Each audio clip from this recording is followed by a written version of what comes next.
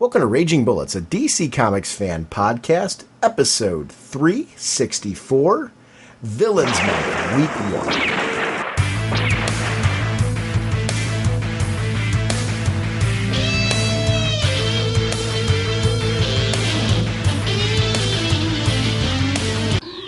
Welcome to Raging Bullets. I'm Sean Whalen, drnorge, and I'm joined as always by my co-host Jim. Hey, look, there's some food over there in that theater. So says the sensei of the Whatnot Segulent and the Duke of You Know. How's it going, eh? Jim, on this episode, we are going to tackle almost all the issues from week 1. There was 2 of them that we discussed on the last episode. So we kind of do a casual-ish conversation about all of the titles that came out, the point 1 issues. And what a great week of comics. So I'm glad we had a chance to talk about it. We are proud members of the Comics Podcast Network and the League of Comic Book Podcasts. Sponsoring this episode is DCBService.com and InStockTrades.com. Over at DCBService.com, they're doing a 50% off sale of all new DC Comics trades and hardcovers. This is really great if you're a collected edition collector to be able to go over there and just say to yourself, hey, it got like the Green Lantern Corps trade paperback volume 2 Alpha War. This is a $16.99 trade paperback that's 50% off, only $8.49. If you're collecting trades or hardcovers, those kind of savings can oftentimes lead to the difference between grabbing, 3 and 4 trades and 6 or 7 trades, which is great if you like to collect things and read them in those volumes. Or if you even said to yourself, you know what, I'm not a Green Lantern reader. I would love to be able to grab that book, but it hasn't fit in my budget before. To be able to get them at those discounts often gives you an opportunity to maybe catch up on a title or two that you haven't been reading but you've been interested in. I'm a big fan of that. InStockTrades.com, which is their sister site, is offering a 45% off sale on DC Comics trades. And these are the older ones, the ones that have been around for a while. So it's a great opportunity. And when I say older ones, it's anything that isn't currently being pre-order solicited. So their newer trades are also in that point. And they've got 50% off the DC Comics Archives editions.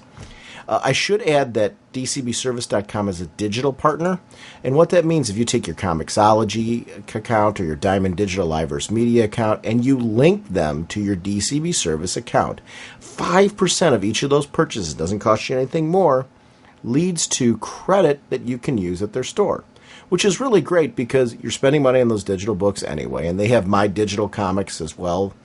You're spending money on those books anyway. You're earning credit that you can use towards other purchases, which is great because it takes, a couple bucks off here, a couple bucks off there, and it's really great to do that, especially if you're doing a lot of digital collecting.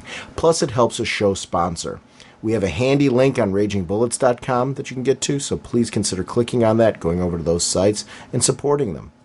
James, what kind of evil podcast are we? Raging Bullets is a spoiler podcast. We go in depth into plotline, story twists, and whatnot of the comics we're discussing on the show. So if you haven't read the books, you may want to come back later so you can better enjoy the show. Do you think you could do that voice for a whole episode? You almost got it. I thought about doing it, but I realized no way I would pull that off. Just talking about Grodd. Grodd said.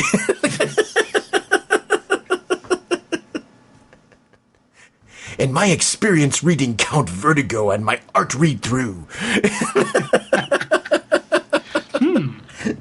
Maybe next week. Maybe. That would get to be painful. Yes, stay strategery in that voice. Strategery. It is more compelling that way. Yes. You know what? I kind of like this. Yeah. And actually, wait, you've now made that word sound more intelligent. Let's talk some comics. Carter Hall, scientific genius from a far-off world, flies into action as Hawkman. Jim, before we kick into talking about Villains Month, the first week of Villains Month, one of the things that I wanted to throw out there, did you get the first Batman Black and White issue? No, I didn't. I love these books, and one of the things that I really enjoy about them, I've talked on the show before how I like Legends of the Dark Knight. I'm digging that Adventures of Superman digital series that's out there. One of the things I really like is they're out of continuity.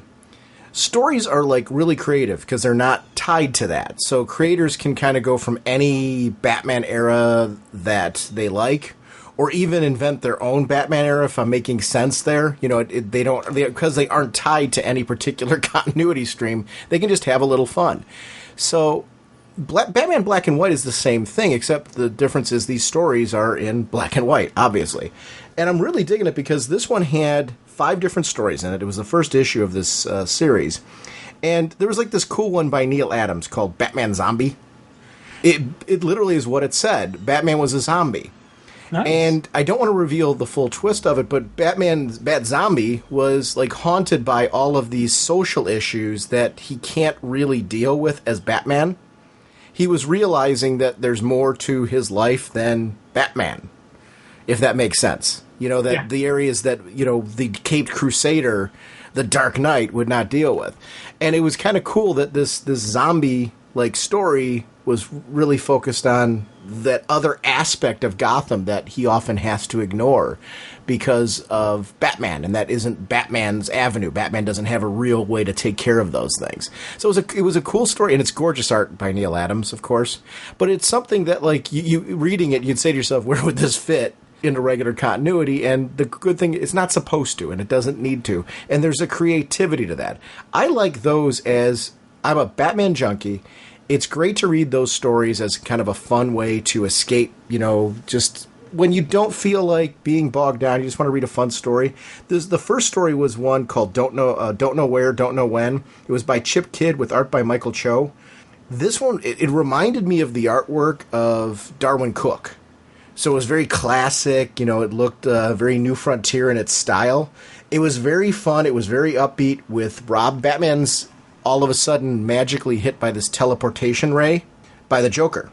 Mm-hmm. Robin's left to solve the mystery with the help of Superman.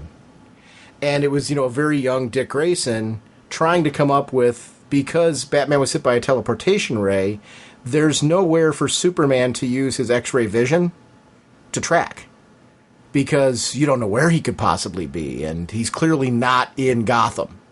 So this now becomes a search for a guy, and I'm not going to ruin it, but, you know, the idea is what is going to be the clue that is going to have these two working together to solve where Batman is. And it was a fun, you know, very classic visual look in a story that just, you know, it had a very satisfying conclusion and a satisfying play. There's 3 other stories in there, and I'm not glossing over them to dismiss them. I really enjoyed all 5 stories because just like those 2 that I mentioned, they couldn't have been more different than each other. And that was the great thing about it. I love anthologies. I mentioned on the show before, this is an anthology. You're reading these great short stories that are very complete, that tell an interesting, unique tale, and every one of them is different, but they're all Batman stories. So if you're a Batman fan, you like great artwork, you like great stories. There were stories in this one that I thought were home runs. There were stories in there that I thought that were good stories, fun, entertaining reads.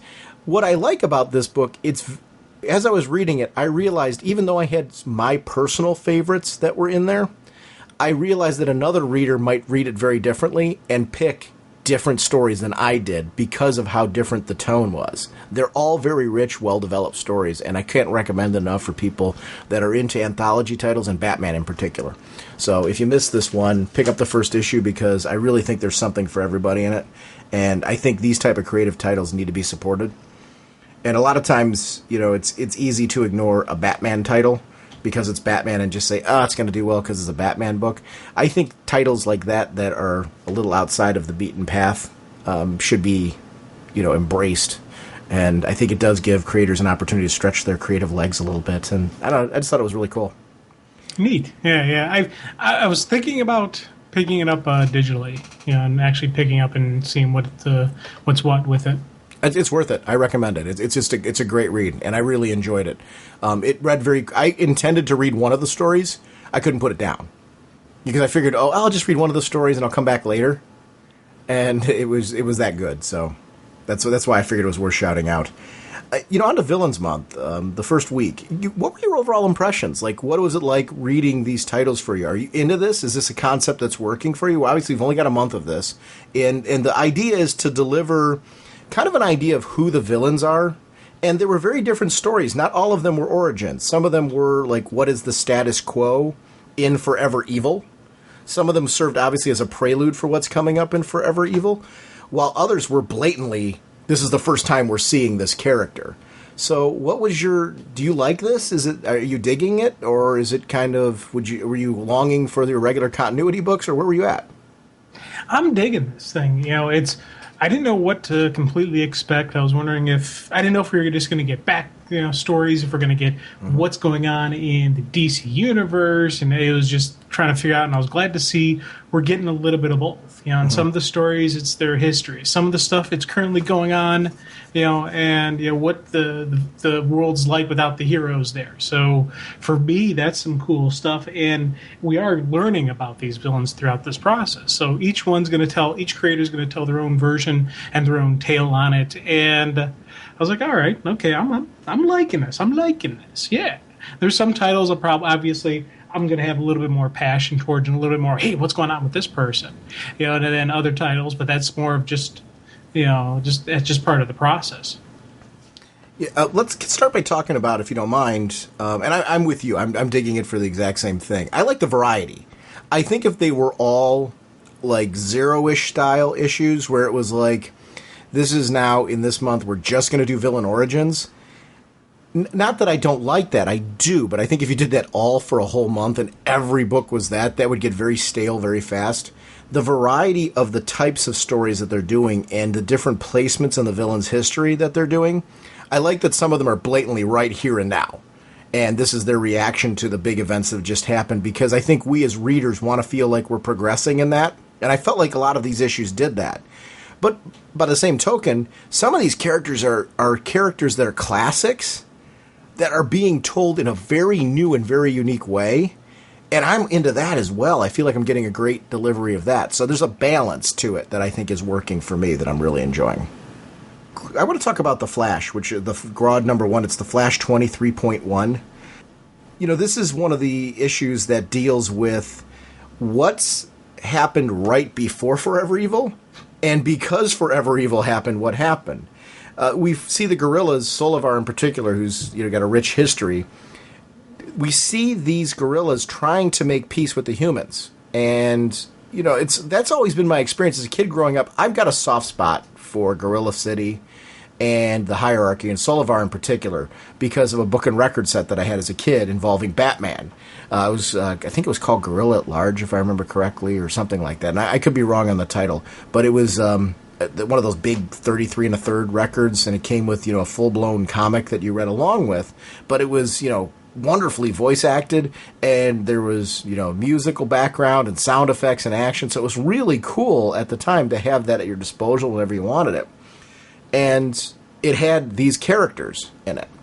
So it was cool, to see that with a Batman connection. But these are mainly Flash, the Flash tie is where it's at. And they're honoring the city with a statue of the Flash and trying to right the wrongs and show that, hey, we can connect with you. All of a sudden, the eclipse happens, and we see where the connection is from Forever Evil, and Grodd shows up on the scene.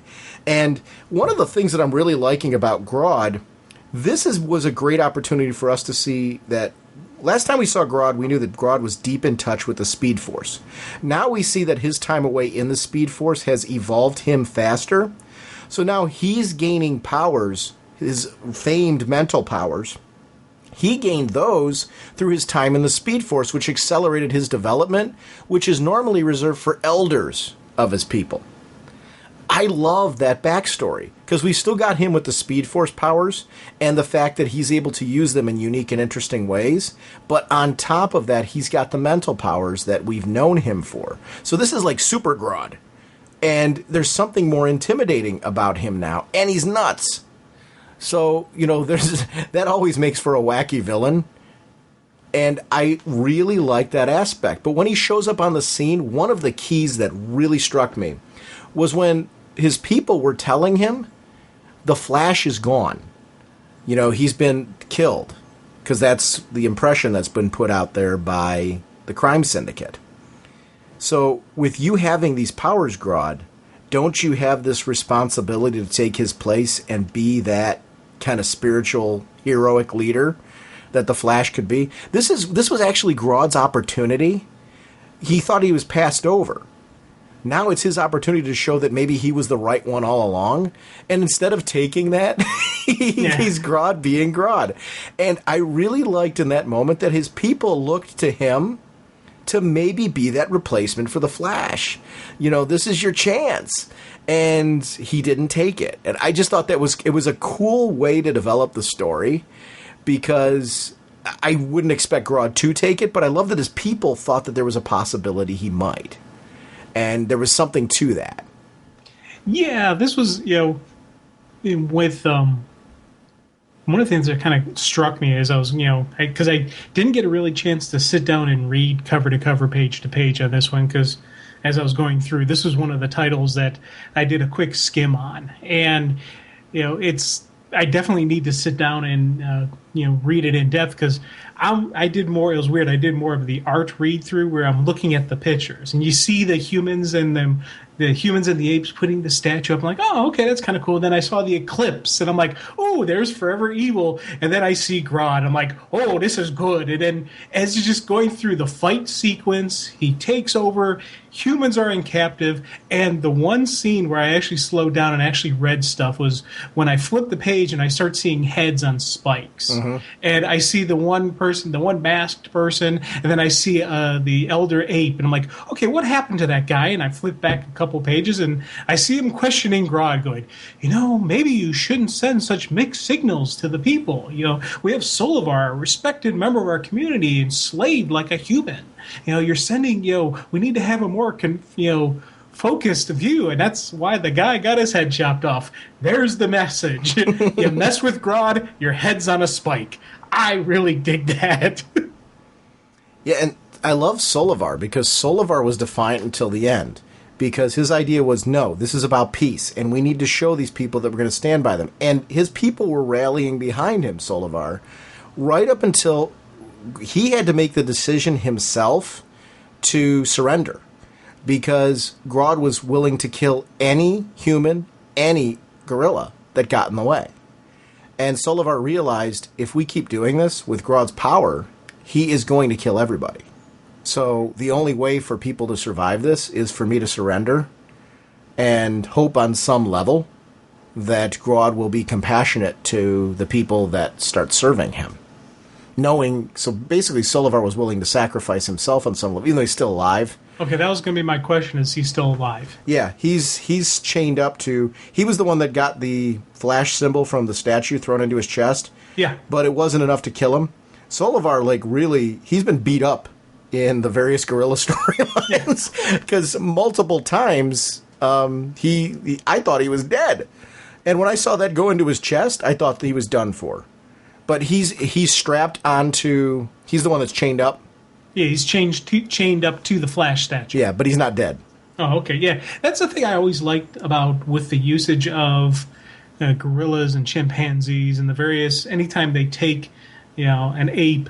Villain or even hero for that matter, they're pretty good with realizing just how strong and powerful these they are. They're a massive, dense mass of muscle. Yeah. And even Detective Chimp, whenever they did him, they always showed, hey, yeah, he's a little guy, but he's got some massive strength, because chimpanzees are that much stronger than us. Apes are ridiculously strong by comparison to humans, and I always like seeing the fact that Grodd has this massive power. Add to it the Speed Force, add to it psychic powers. You're dealing with a major supervillain here, and it was kind of really cool to see him completely conquer that city. It's not Central City anymore; it's Gorilla City. I love that these villains, too, and this was really great about this story as well, and it's one of the things I really dug about this issue. This group of C-list, D-list, G-list, Z-list, whatever you want to call them, villains, we're figuring, wow, look at this, a super villain that's showing up, like Grodd. This is who we want to get hooked up with, right? And there's going to be camaraderie there because we're villains too, right? No. That's who one of the masked... I love that one of the masked characters was a villain who wanted to join up with Grodd. If you're not an ape, don't apply. Run like heck.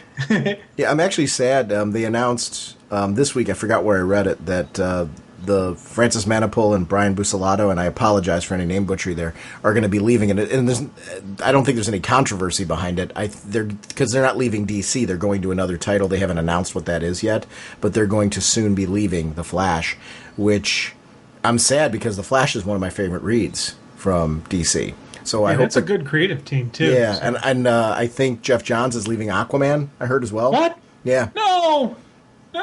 So these announcements that were coming, obviously weren't the people leaving the company. They were just announcements of upcoming title changes, with creative teams, which happens. People have a certain run, and somebody else will come on board, and that it's not like the Batwoman thing that's going on right now, where there was. The controversy because of creative differences in the direction. This is just, I think, as far as I know, this is just them leaving to go and do other projects. But The Flash has been a title I've really, really been digging. Do you have one you want to jump to next? Well, actually, one of the ones I was really excited to find out about was Darkseid. So, Justice League 23.1. And this was one of the ones where we got the backstory on Darkseid, and my very, very, very limited knowledge of the New Gods.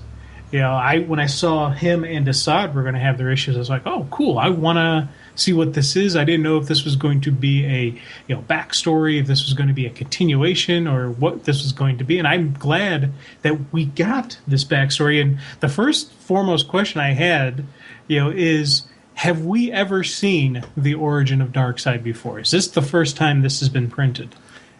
I'm not going to pretend that I've read every Darkseid story ever, but I did read the Kirby, those Kirby omnibuses that were coming out, and I read all of those, which had a lot of the Kirby New Gods materials. It went right up to the Hunger Dogs, I think it was called. I ended up reading all those stories, and I don't remember there being anything on this level of an origin from him. Now, that's not to say that DC's never published one before, so I can't speak to that. I'm sure there's probably been some sort. I don't remember any story like this, but man, was this cool. Whether it's completely new material or... it was very welcome for me, being more of a casual New Gods fan. So, obviously I've read a lot of stories with Darkseid in them, but I've seen a lot more of the return of Darkseid than the origin of Darkseid, if that makes sense, where he's been off the table for a while and all of a sudden he magically comes back. And that's a big problem for whoever he's fighting, whether it was the Legion or the JLA, JSA. My first exposure to him was in a JLA, JSA crossover where George Perez was one of the artists on it. And that was actually, as a kid, my first real experience with Darkseid. And that's what I mean. It was more that kind of material than a true origin. I would love to know that, if anybody out there knows the answer as far as, was there an origin? I certainly don't think it was... I think this has gone certainly far beyond anything that's been published before, or is a unique story to what has been published before. I really like this. Oh, God, yeah, because this was the birth of the New Gods. The old gods were running rampant, and Darkseid was just a mortal, on the plains, and he, took care of business. And I like seeing, he starts manipulating the gods. He's got, he has the guts to climb the mountain that no one ever climbs. He has the guts to actually confront the gods. And then as he's starting to get them to fight amongst themselves, he's able to go in and kill them and then steal their power. One after another after another. It's one of those kind of, you see the Darkseid hunger for power. It starts off in a way, a kind of a noble intention that his people, his family, his loved ones, they're being just slaughtered by the gods who have no regard for him. So he's like, hey, you have no regard for me, I've got no regard for you. I'm taking you down. and he just starts building and building the strength, and you see the death of who he was and the birth of Darkseid, and you just see that power levels, and just it gave me a nice comfort and understanding with how powerful this guy is. It was always a point for me, because I haven't read a lot of stories. Just how can this one guy take on the Justice League? How can this one guy be so powerful, do everything he does? Well, we're seeing right here. He took down multiple gods while he was immortal. He he transformed himself into his immortality. And that's, you kind of gotta tip your hat to him for doing that, because it wasn't just a frontal assault. Yeah, no, he played the game. He did some manipulation. He showed the intelligence. He showed the cunning. He showed the strategery, if I dare say it, and I shall, to where it's the so it's Darkseid now isn't just brute force. There is an intelligence to him. Yeah, there's a little bit of he's a little bit sick and twisted. He enjoys a little bit on the darker side, but you got a name like Darkseid, he's not going to be about puppy dogs and lollipops. Now, did you notice who he has strapped up in the end? That's the Earth 2 Superman, isn't it? Yes, I think. Doesn't that take us back to Earth 2 with that guy with the red eyes? Yeah, that could definitely be... Either being the Earth 2 Superman, or because he looks like he's been dissected. But, what did he do to him? Whether it's him or a zombie version of him or whatever, I don't know. Yeah, well, actually, hang on. If you take a look at that image, though, at the end with the laughing, there's a lot of dead Supermen on the floor. Yeah, he went collecting Supermen. And that one's kind of stitched together. I think he made a Franken-soup, or a Super Frankenstein, or however you want to... I think that's soup, that Superman creature that's hanging and tied in, has got the plug-ins to him. I think that's a combination, a piece from this Superman, a piece from this Superman, a piece from this Superman. I don't think that's just one. I don't know. I'm very curious to see what's going on there. I think that's cool, whatever they're doing. I'm intrigued by the story. I absolutely loved this. I thought it was just a really, really great issue with a character who, a lot of times, that stuff can be a little dry. The New God stuff, and I felt this was totally engaging. And I'm not saying the Kirby stuff. It's sometimes when the New Gods have been used, I don't think there's an understanding of how to keep them interesting and exciting. And this just, to me, this shows how creative Kirby's concepts were, because these creators have taken this, run with the ball, modernized it in a way that doesn't slap the face of what Kirby did, but embraces it and brings it to today, which just shows, if you've got a great concept and creators with a really great idea, you can take a character like this and really hit a home run. I just thought this was really a good issue. Yeah, I wonder... And it's Greg Pak writing. I mean... Yes. Oh, yeah. You can't go wrong. Yeah, this was just stand up, writing, and just a really wonderfully crafted story. And one of the things I was wondering as this was going on is... how much, because you're dealing with something iconic like Darkseid. This is, how much control, it's, does the creative forces have to say, hey, this is the story I want to do, and then get blessing from this person, or that they just do their thing and say, hey, you guys know what you're doing, rock and roll. I always wonder, that's the kind of behind the scenes stuff I always wonder, with the conversations between the creative forces and the editorial, and just the various staff that do they sit down, get together and say, hey, this is what we're doing here, this is what we're doing here, or is this a kind of a free-for-all? That's interesting. I would guess, especially with characters like Darkseid, big heavy-hitting players and things like that, I would guess if you're going to tell an origin like that, that story has to be approved. I'm wondering, if certain creators do get more latitude than others, and I would guess that probably makes sense. But it's clear they've got an overall direction, especially with the amount of stuff we've seen lately about creators having trouble due to editorial control, where it's kind of, sometimes they're feeling a little boxed in with it. that I'm guessing that any story like that has to be approved and has to fit into a certain direction. So, and this Darkseid story clearly is tying right back into what's going on with Earth 2 and Superman Batman, which is written by Greg Pak. Right. We haven't had a chance to talk much about that book. Oh, are you caught up with that? Are you on issue? Have you read issue 3? Yes, I believe so. That book is amazing. It's a very with artwork by Jay Lee and writing by Greg Pak. I'm just really, actually, I should ask, are you having that same experience? Because I'm really digging it. Here's an interesting about that title with me is I'll fully admit I picked that up just because of the show. I was like, I got a lot of titles. I don't know, financially I was looking at stuff, and normally if I think it's going to be outside the continuity, I may not pick it up, and it's the reason I didn't pick up the black and white, because it was out of continuity, so I was kind of hemming and hawing. I was like, you know what, I'm just going to pick up a couple issues, for the show, because I know we'd probably talk about it, and that was really all I was thinking about, and I'm now going, okay, this is solid, locked in, because there was some really entertaining, some really good stories. And then seeing at the end of this where they say, where's Darkseid going to appear next? And they, threw out, that it was, continuing in Batman Superman. I was like, woohoo! I kind of, threw up the arm saying, all right, this is going to continue on here. What we got going on? And so I'm definitely all in on that title. And it's Batman Superman. I'm thinking of the old series, Superman Batman. It's Batman Superman is the name of the title. And they're 3 issues in, and, to me, it's Jay Lee's artwork.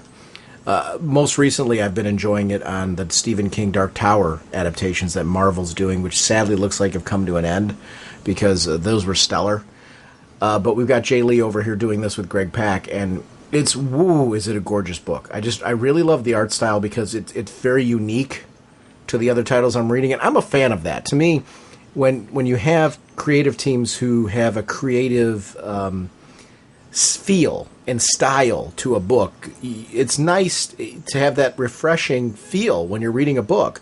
And this is very much in continuity. These are stories that, they're filling in some gaps in our understanding as far as of Batman and Superman, what they know about the multiverse, just their relationship, which is something that a lot of things have changed in the New 52. So for us as readers, I want to know, what are these two like as friends? What is that relationship like? What is the trust level like? And I want to get to know that as a reader, because that's an important relationship to me as a comic fan, because historically I've always enjoyed the brotherhood between these two characters, but also how their different ideologies and their operating styles will cause them to butt heads from time to time. So this book's very welcome to me, especially with the fact, like you were saying, your concern was, is this a book that's in continuity or not? With the fact that these are stories that are taking place within continuity, and they are developing that relationship, clearly when you're bringing Darkseid into that, and it's tying into this and Earth 2 and things that have been going on there, this is a book that matters. And I like that it matters in a deep level, but you also don't have to be reading 8 titles to enjoy it.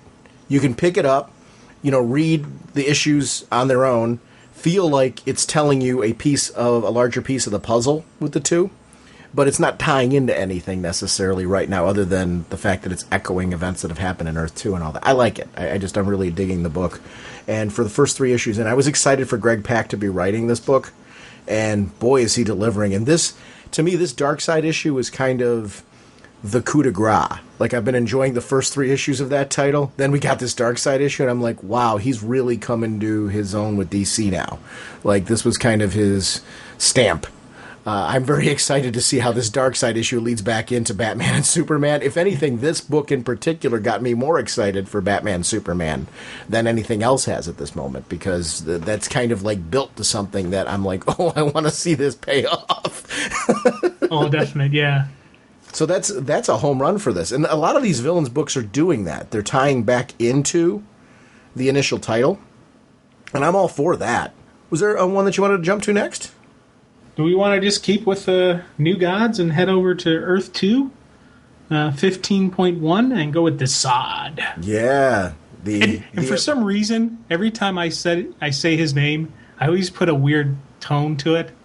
I'm going to throw myself under the bus and let people laugh at me. But for some reason, with him, I always have in my head, he's got this kind of weird voice to him. And every time I'm reading him, I found myself kind of thinking that voice and saying that voice. And he just looks super freaky. And again, I'm not that comfortable with the New Gods. I don't really know all these characters, but because I always saw him as more of just a freaky deaky, and now this is just an absolute wonderful, wonderful monster villain that I want more stories of. I really, this again, another just villain's title that just hit a hammer for me, because I was like, okay, I know nothing really about this guy, and I'm getting this great view into just this wonderful monster. I'm looking at the cover of this issue, and you know what word I think he's saying when he's standing there all powerful like that? Strategery. Strategery. You've got the two in the background. He's clearly using strategery, whatever in the world that means. You know what? I'll go along with that. I'll say yes. Because one, I don't want to anchor this man. Mm-hmm. It's a very creepy word, too. I really liked this issue a lot. It's Paul Levitz, who, I'm that Power Girl and Huntress World's Finest title is it's one of my favorites. I think it's just a great book. There's a lot of wonderful titles that DC's publishing right now, and both Earth 2 and that are short list books for me that I'm really digging. So to see Paul Levitz having an opportunity to tackle Desaad and really tie it in like this was really great. I like the idea that Desaad is trying to find his way back home and wondering if his master's abandoned him, or if his master thinks that perhaps he's somehow gone AWOL. And when you're working with a dark side, you've got to question what the reaction would be upon your return. Are you going to be embraced with open arms? Like, hey, you're back. Cool. I got things for you to do. Have you been replaced? Is the powers that be going to think that you perhaps are not worth it anymore, or that you had somehow abandoned them? And what is that going to mean for you? In a world where you've got a gorilla that will put your head on a pike just for offering a suggestion, I would imagine Darkseid takes it to a whole new level compared to, for as crazy as Supergrodd is, Darkseid's a whole different ballgame. Yeah, he's I'd be worried, but it's, you get that wonderful catch-22 with, you're worried about going back, what's he going to do, but you're worried if you don't keep trying to go back. Mm-hmm. He's got to get punished, no matter what happens. Just because, it's Darkseid. I don't see him as a, hey, welcome back, buddy, missed you. I don't see that happening. I see what took you so long, where have you been, what's, just any possible, berating and just beat down of Desaad, because, as I said before, he's not the puppies and lollipop kind of guy. But I loved seeing Desaad's non-wavering loyalty and reverence towards Darkseid. It wasn't. He's not Darkseid's partner. He's not his Robin to his Batman. He is the servant, and even beyond servant, he's worships Darkseid. I loved seeing that kind of level, and I think that's something that really kind of clicked in my head in this issue. I always thought Desaad was his henchman, one of his guys. And I always kind of figured in my head, why doesn't Desaad double-cross Darkseid? Well, here we see it's not even henchman, it's not sidekick, it's reverence. And it's a creepy, creepy man, worshiping another very, very creepy man. It was kind of a cool connection that I was able to, get and understand through this issue. Yeah, and that's one of the things that I really liked about this as well. I think the reverence that you're mentioning towards Darkseid, you combine this with the Greg Pak issue, and you get a different picture of Darkseid. Darkseid, to me, seems much more powerful now than I remember him. I've always taken him to be a powerful villain, don't get me wrong, but I think there comes a point in time where some of that gets diminished when you see him go toe-to-toe with only one hero, if you follow me. Yeah. But now that we're seeing a Darkseid here, that really it takes the Justice League to even be able to, hold him off. There's something compelling about him. When you see Desaad, I don't see this being a Desaad right now that would double-cross him. But in the past, I did think, not only did I think there's been instances where Desaad was kind of working his own little angles on the side. Desaad's doing that here, but everything that he's doing here is for the purpose of getting stronger to return to Darkseid, because he wants to show his worth when he gets back there. And I don't blame him. In his shoes, I wouldn't want to go back, but he clearly does. He finds some value to that. And there's something about that devotion that your true megalomaniacs like Darkseid can bring out in people. And there's that when you talk about gods, there should be this idea that there are those, like you said, with unwavering devotion that would just worship them. The creep factor of Desaad, though, is... Yeah, and now again, this is a part of my ignorance, but the meta powers that Desaad had, I always saw him as just a scientist who did creepy experiments, and he broke people's will through the more traditional means of torture and whatnot. But here he's got a kind of a mind control type ability, and it's instantaneous, having people do these horrific things to themselves and to others. Now, has that always been a Desaad thing, or is this something newer that we're seeing through this? Well, I'm not going to say that I know 100% for sure if Desaad's ever had meta powers, but my feeling was the same as you. He was more of a scientist and experimenter, things like that. I question where these powers come from. Have the powers that he has right now, do they come from the fact that he took them through experimentation? I guess I would highly suspect with everything that he's doing that he's everything that you said he is. Okay. And maybe that's where he got his powers. But that's me guessing, because we haven't seen that in the New 52, have we? I don't remember seeing an origin to speak of for Desaad yet. Nor do I necessarily. I kind of like the mystery behind him. Everything you're bringing up is a mystery right now, and I quite like that. I want to know eventually, but there's something fun about having. I liked that this month wasn't always about telling you every little detail about every villain. I thought Darkseid, it was incredibly appropriate to show the backstory because that felt fresh, new, and unique. Desaad, there's something better about keeping his creep factor. Because I have a funny feeling whatever the answer is to what you're saying is probably a really creepy one, and it's not clean.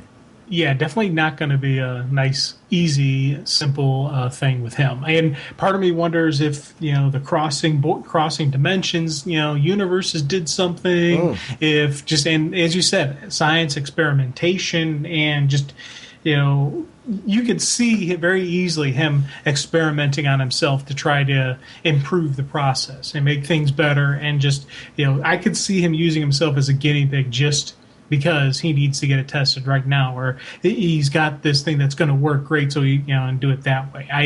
I can see he wouldn't have any qualms on that. And the Terry Holt scenes, where he's torturing him and his crew, I thought those were I was like, holy crud. This is wow. And again, another story that had me excited for, Earth 2, the continuations of what we're seeing here, continuing on in the title. A title that I've already been loving and enjoying. It added it, it kind of kicked it up to 11. That wasn't Terry Holt. It's not Terry being tortured? No, because Terry Holt was already over in Earth 2. Oh, okay. This is one of the people associated with Terry Holt. I think, is that the guy? Did he turn that guy into the Parademon? And I don't know that I'm right on that. But, I don't know, because he keeps saying, better, almost ready to be useful. What, I don't know. I don't know. Because that was the Congo a year ago. Right. And then he comes back later on. He comes down. Did he do this? Like clay shaped and stretched as I will? Do you feel the radiation filling you? Is that who he did that to? Yeah, I think, that's how I took it. That was that same guy he was torturing. Right. Which wasn't Terry Holt, because Terry Holt's over on Earth 2. Okay.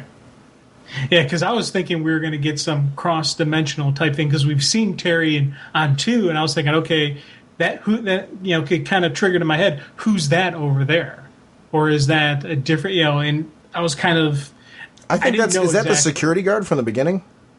I don't know. I don't know. Because I took that was somebody captured from Holt Industries at some point, and that he was just torturing the guy and then using him for that purpose. Because those 3 people that he had down on the chairs were experiments as well, right? Yeah. Oh, definitely. See, that's what I guess that's why I'm saying that I think everything you said about him being this like vicious, evil, manipulative scientist with this incredible creep factor, I think this is taking what was always at the core of Desaad from the original creation of him, and this is one of the things I like. I guess when I said that the characters, and let me clarify on that, I'm a fan of the New Gods, and I'm not saying that there have been horrid New God stories or anything in there, but I think there's a difference between the New God stories that stand out as being, wow, these immaculate creations, and ones that were like, these are good New God stories. This is a great example of stuff that, like, to me, harkens back to what make the Kirby stories so rich. I really feel like Desaad has been reinvigorated here. In the Dark Side issue, I felt like he was being reinvigorated. But it was done in a way where you didn't take away the core values that Kirby created from them. So you took what was cool about the original design. Yes, you modernized it, but this is, there's no doubt this is Desaad. He's that same creep that we always thought he was, but it's taken to a level now where it's not like I could understand why people thought he was creepy in the past. This guy's creepy now. It's like he's uncomfortable to read, and that's a good villain. And the thing I love is he's creepy, uncomfortable, everything you're saying, but there is an intelligence to him. Yes. And agreed. that even makes him even more dangerous and increases the creep factor. Mm-hmm. There's one thing about the Joker being completely insane, but the fact that the Joker is completely insane and intelligent always makes him extra dangerous. On Desaad, I always saw him as just a little pervy, a little bit creepy, but I didn't really see him as intelligent as I see him now.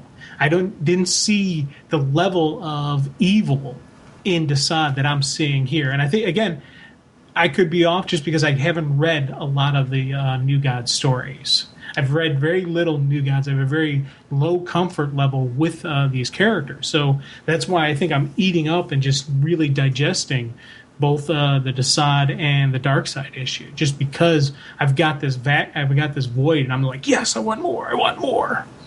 Sometimes villains need to be revamped every so often because they get diminished. And I think that's more... I wasn't trying to say that New God stories in the past that I've read were boring.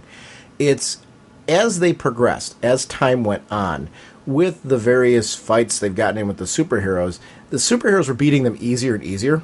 So because of that, they started to get diminished. And they lost that kind of compelling, how are the heroes going to beat them?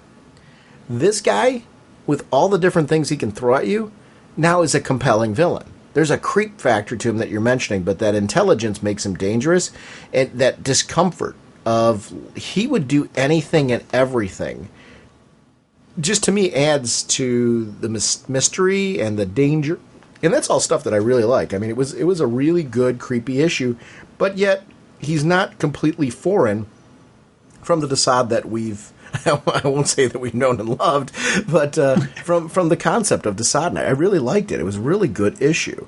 One of the things that really struck me as I was reading this week with all of these issues was the great choice of creative teams they put on these titles.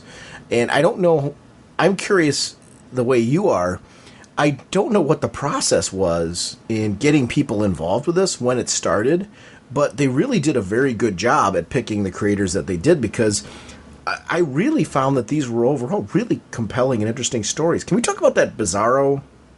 Oh, God, yeah. That Superman issue? Because this was one I was really interested in because I'm a big fan of Bizarro. And I was curious with which way they were going to go with the origin. Were they going to go to the old, Bizarro's got his own planet, and he can't, all that kind of stuff. Where did that all come from?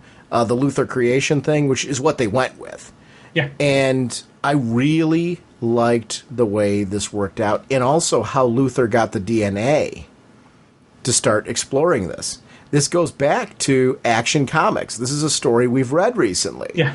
And there, a singular small event there set us on this path of this great story where Luthor now has the DNA to start experimenting to create his own Superman. But not without having issues. I really love that. You bring this kid in, and you see this poor kid who's got a Superman shirt on, who's like, wow, I'm this nerdy kid. I finally got this opportunity to, be something more. And instantaneously, like, wow, look at that. Within like 10 seconds, faster than Luthor thought it was going to be, he's all jacked up now. Yeah. And not like crazy so. He looks like he's Superman. But that quickly goes horribly wrong. And I thought he was going to turn right into Bizarro there. I liked that wasn't it. It wasn't that clean. Oh, God, yeah. Again, really cool Luthor moments. Really cool just to get, showing the intelligence, showing the science, showing everything that makes Luthor awesome in this issue, along with while they're telling this Bizarro story. Like, I always kind of enjoy the Bizarro alien another planet Bizarro and that whole, because I always have fun with it when I'm reading it, but this was just an absolutely wonderful version and a wonderful story. And it was filled with so many chuckle moments for me, because you see little Bobby, I'm like, oh, Bobby, not going to go well for you, buddy. And just the contempt on Luthor's face when he sees the Superman shirt. And he's like, the kid's like, oh, you like it? Yeah, I figured since you're going to make me stronger, I might as well wear it. And he's just like, just the hatred and disgust that he's got towards this little simpleton who has no idea what's about to happen to him. And it was just, little bit of a sick sense of humor, but I did find those moments funny. But it wasn't funny to the point where it took me out of the story. It didn't make me think he was, any less evil than what I do think of Luthor. And it's that evil blend where, yes, he's, in his head, he's thinking he's doing this great thing for society. He's going to create this army of Supermen to protect his image of the world. And he's not going to have them have free will, because you've seen the problems that cause. So they're going to blindly be loyal to him, of course. Who else but Lex Luthor should be in charge of this army of superpowered beings? It makes perfect sense to him, makes perfect sense to me. So it's kind of neat seeing just how Lex thinks and how Lex handles, and the fact that we are getting this cool Lex story inside a neat Bizarro origin.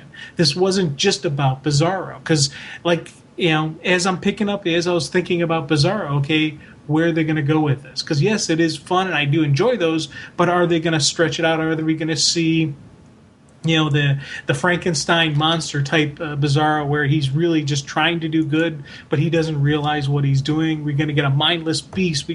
Where are we going to go with this? And this was a great combination of everything together. You know what I loved about this? We didn't really get Bizarro yet. Not yet. We got a prelude. And I thought that was great. Like, it's set up like Luthor's been continuing these experiments, and he's got a Bizarro in waiting.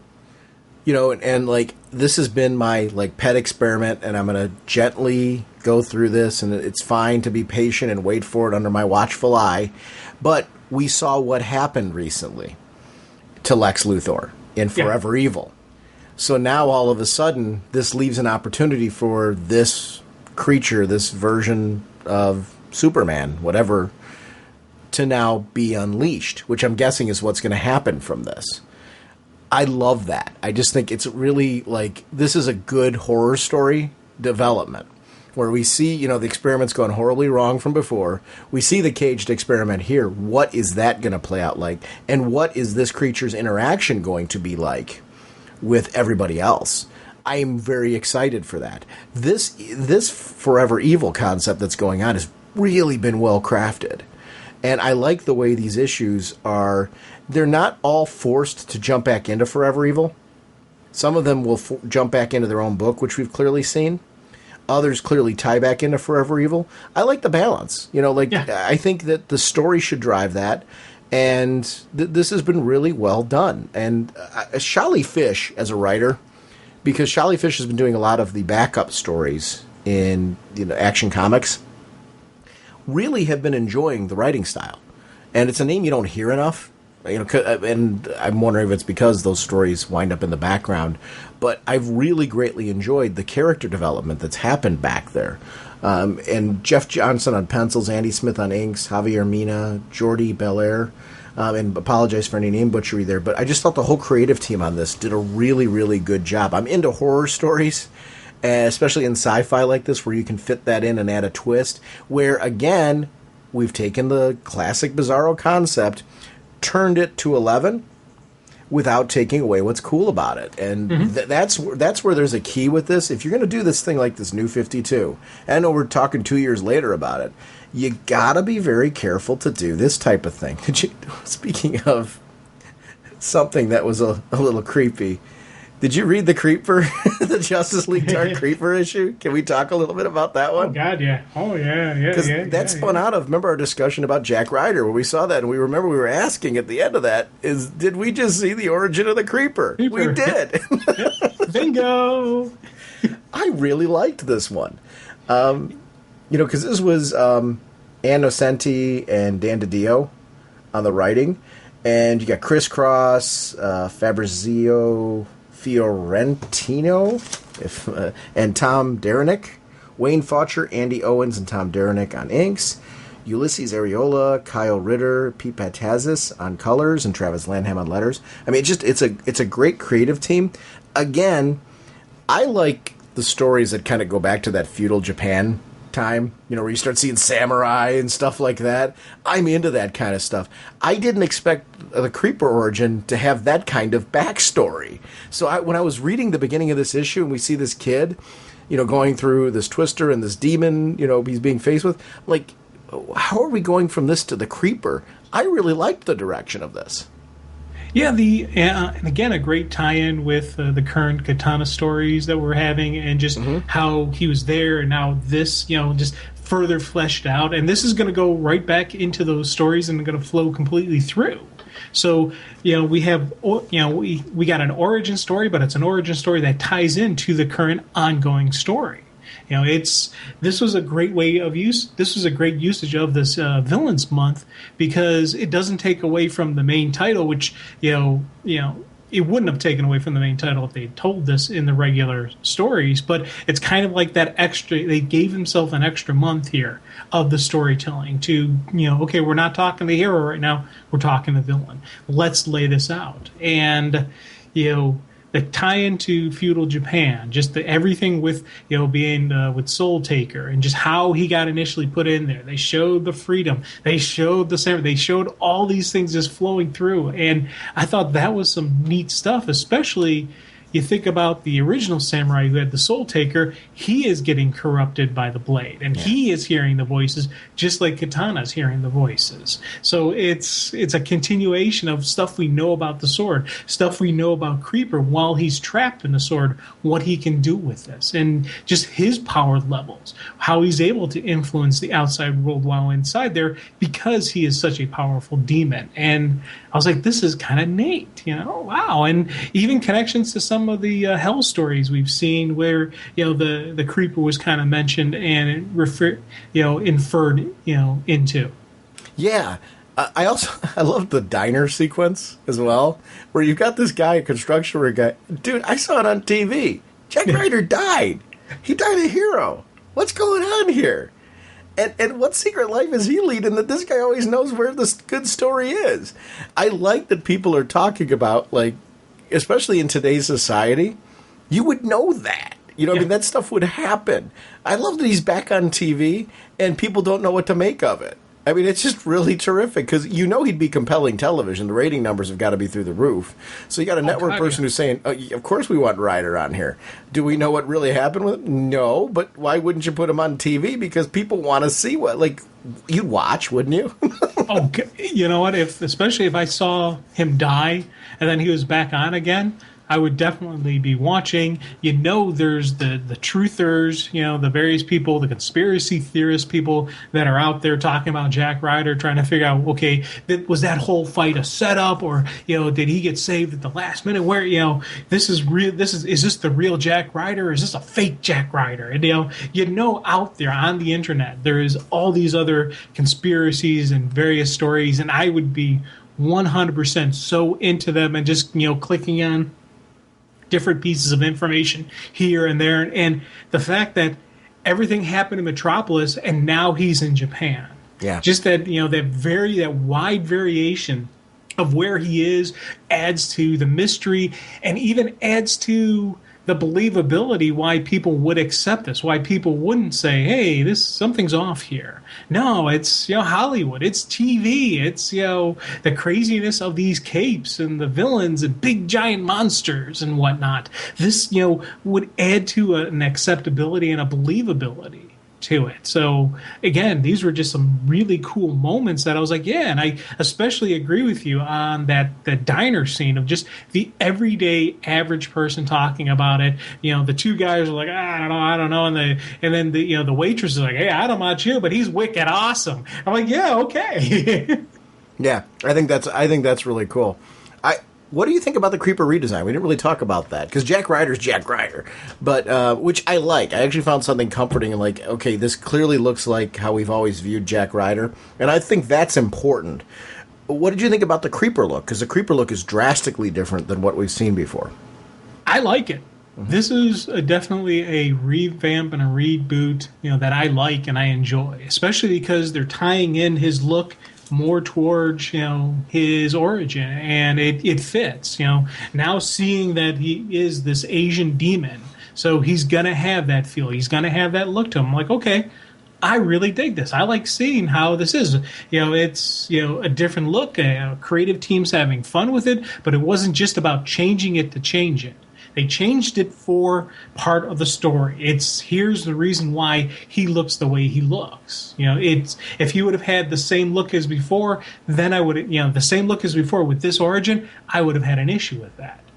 Because it didn't fit into his mythos.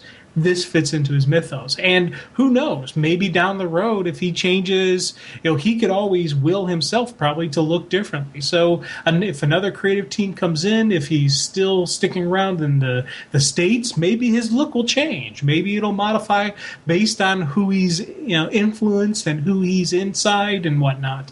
You know what I loved? At the end of the issue, that's saying we have to stop talking about this, but when that whole devastation happened and Ryder came, like, kind of aware, why is everyone dead? I'm alive. There was a storm of Twister. It killed everyone but me. I loved that it was a bookmarking of that kid in the beginning.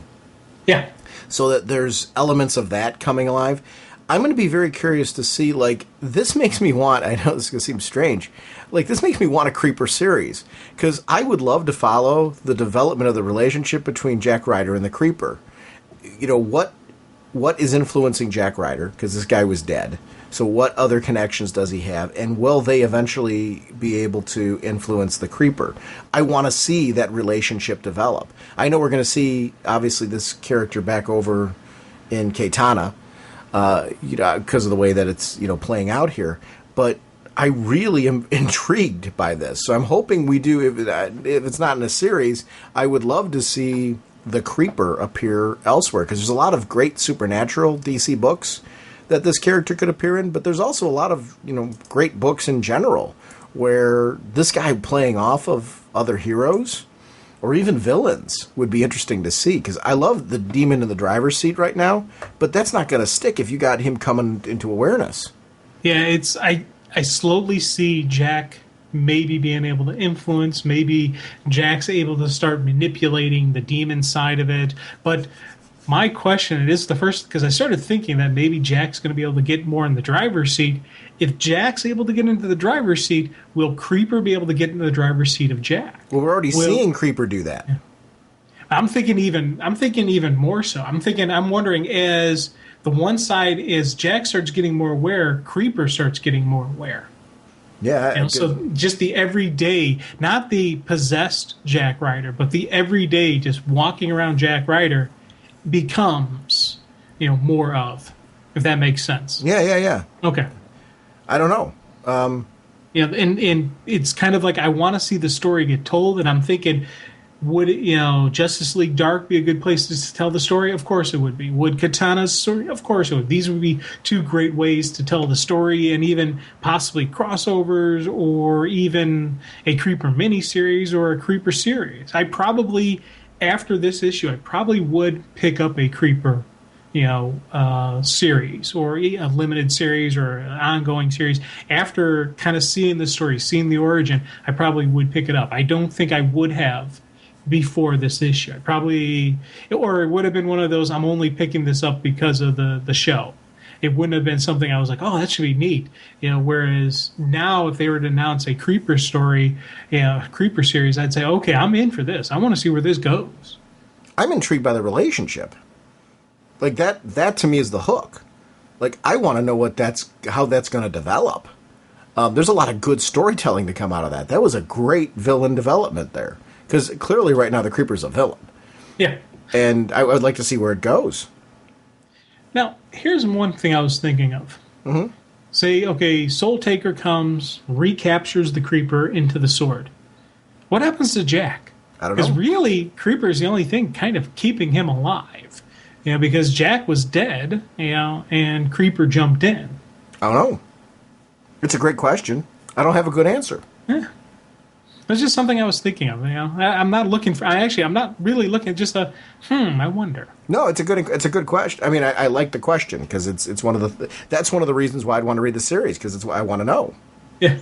Can we talk about Justice League of America 7.1, that Deadshot? Oh God, yeah. Oh, definite. Because you and I are both fans of the Deadshot character, and this was a Matt Kindt story with Sammy Basri and Keith Champagne on art, Matt Milla on colors, Sal Cipriano on letters, and actually there was a pass sequence by Carmen Carnero and bit, Jeremy Cox and Desi Siente on letters.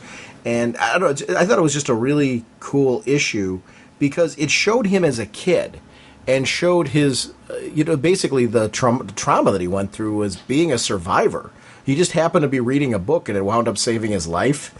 And his sister died, his parents died, all not for doing anything wrong, just from being in the wrong place at the wrong time in their home. Yeah, they were in their home, and this was one of those stories I was like, oh my God, because the family's sitting in the home. The dad's been out of work. He's got this solid job. Hey, things are going to go better. We're going to be able to give our kids food. We're going to have a roof overhead. Things are looking up for us, and they get cut down by bullets through the paper thin walls. The bad guys storm in and just unleash an ungodly amount of bullets after those.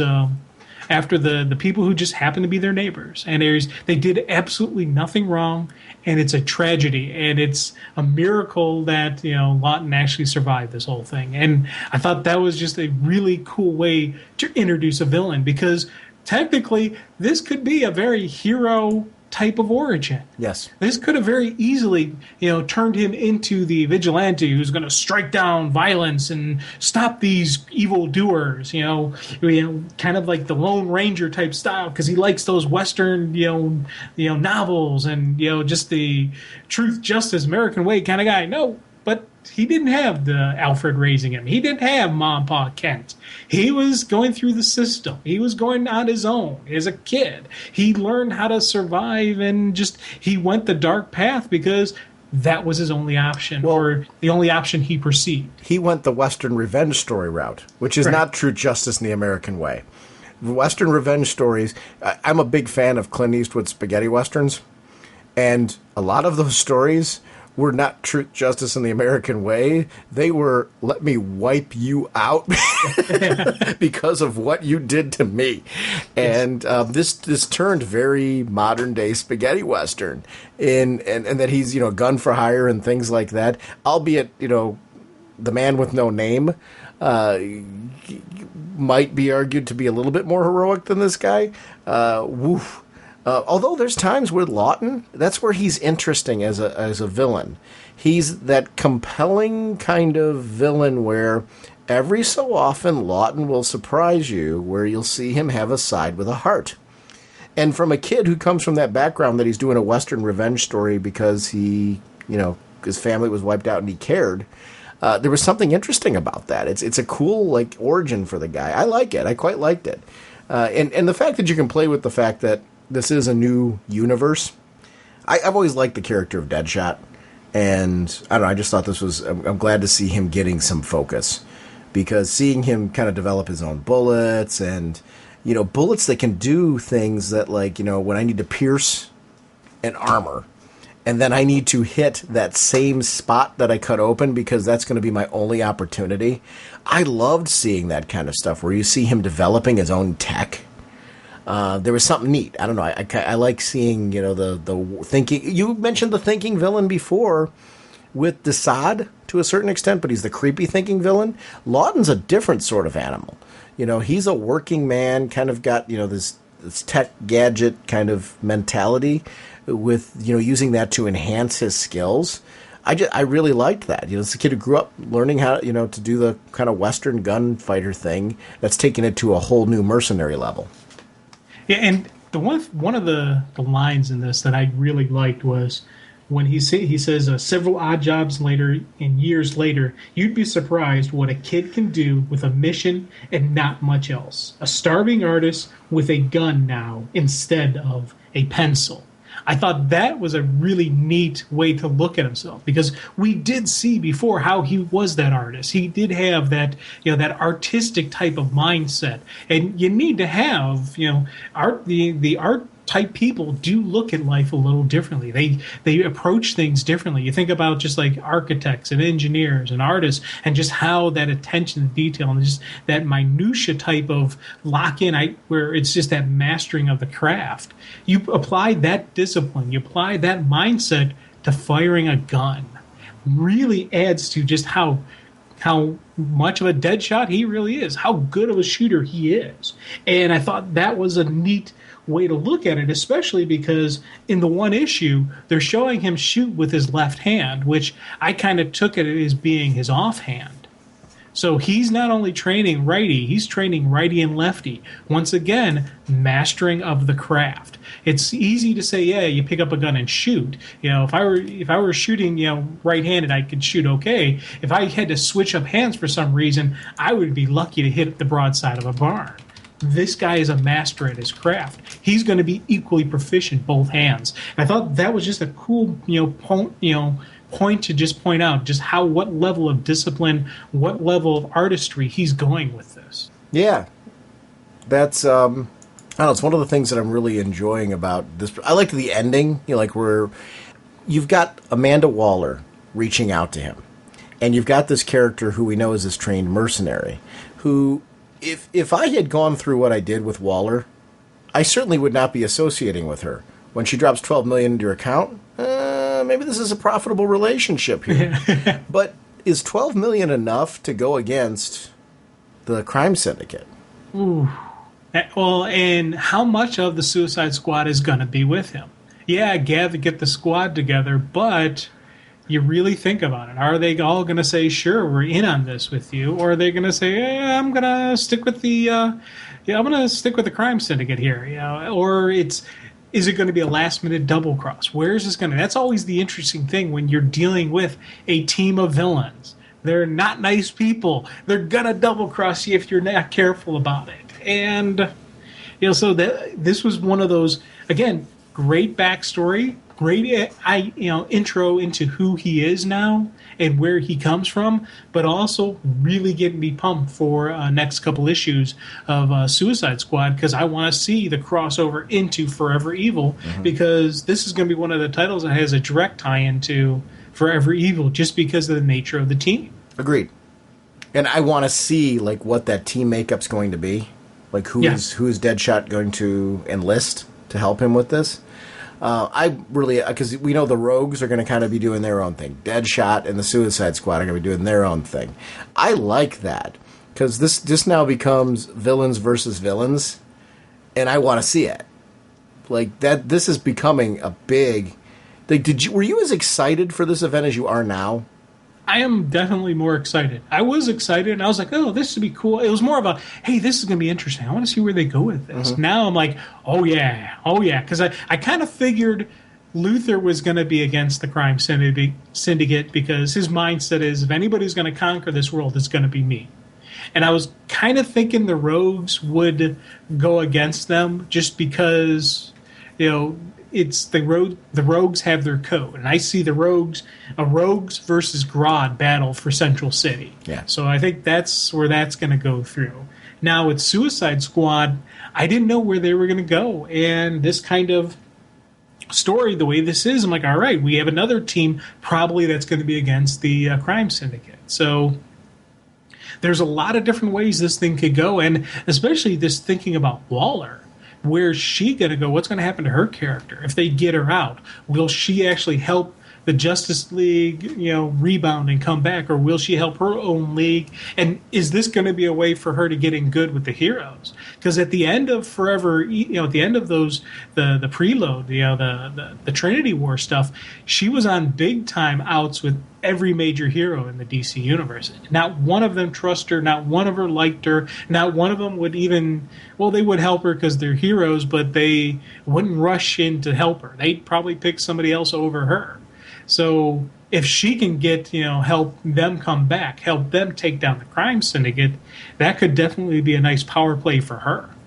Yeah, I agree. That could be something really interesting for her as a character. I'm really enjoying that. I love Waller because Waller's an instant wild card. You don't know whether to like her or not, and there's something great about her. She's a gray area. Do you consider her a hero? Well, Waller is her own category. Yeah. And it was funny because when we first started dealing with her, I didn't know how I would like the younger Waller that we're getting.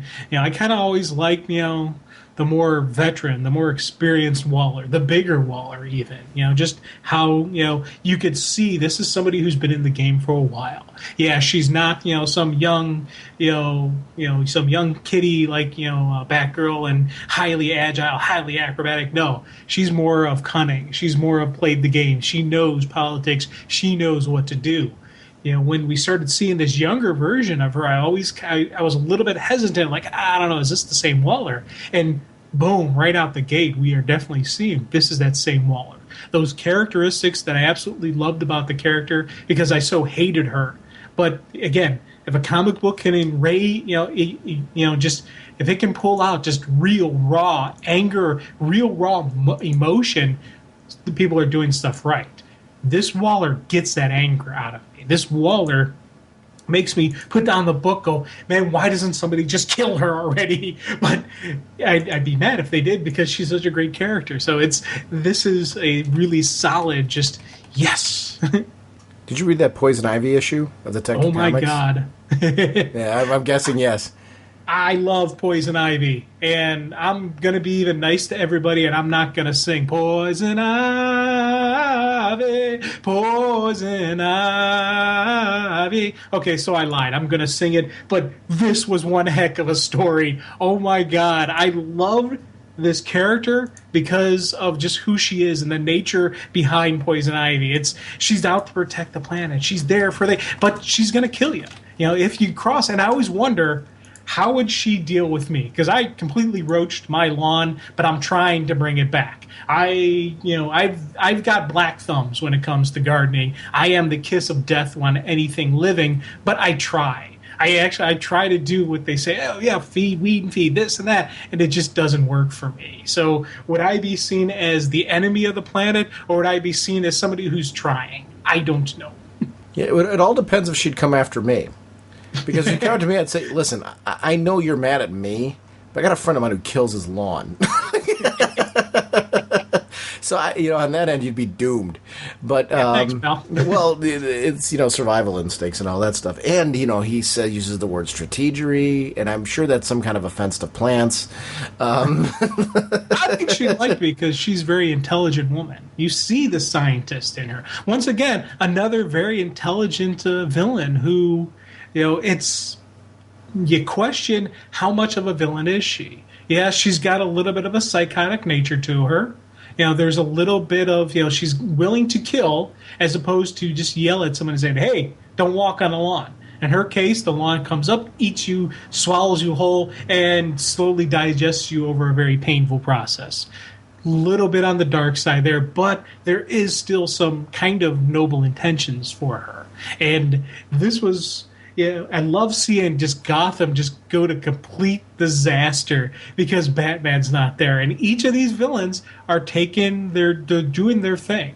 She took the park. The park is mine. She's taking the greenery. Oh, hey, you try burning down my park? Here's what's going to happen to you. Crunch. Oh, you like beating women? Crunch. There is just this level of justice she's dispensing, but there is still the evil to her.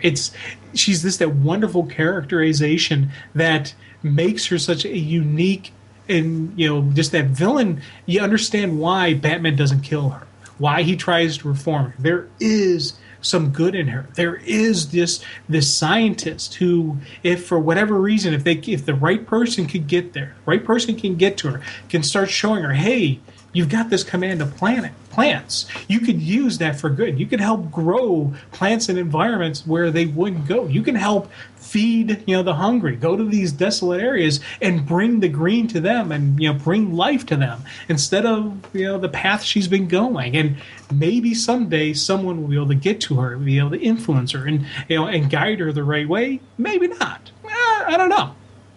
I liked that the story showed like where her love from plants comes from her childhood. Her mom was abused, and her mom found solace in working with her garden and that type of thing. So, that was at a very young age. She saw that as being something that was comforting. And also, clearly, the events in her life was what was distancing her from humans.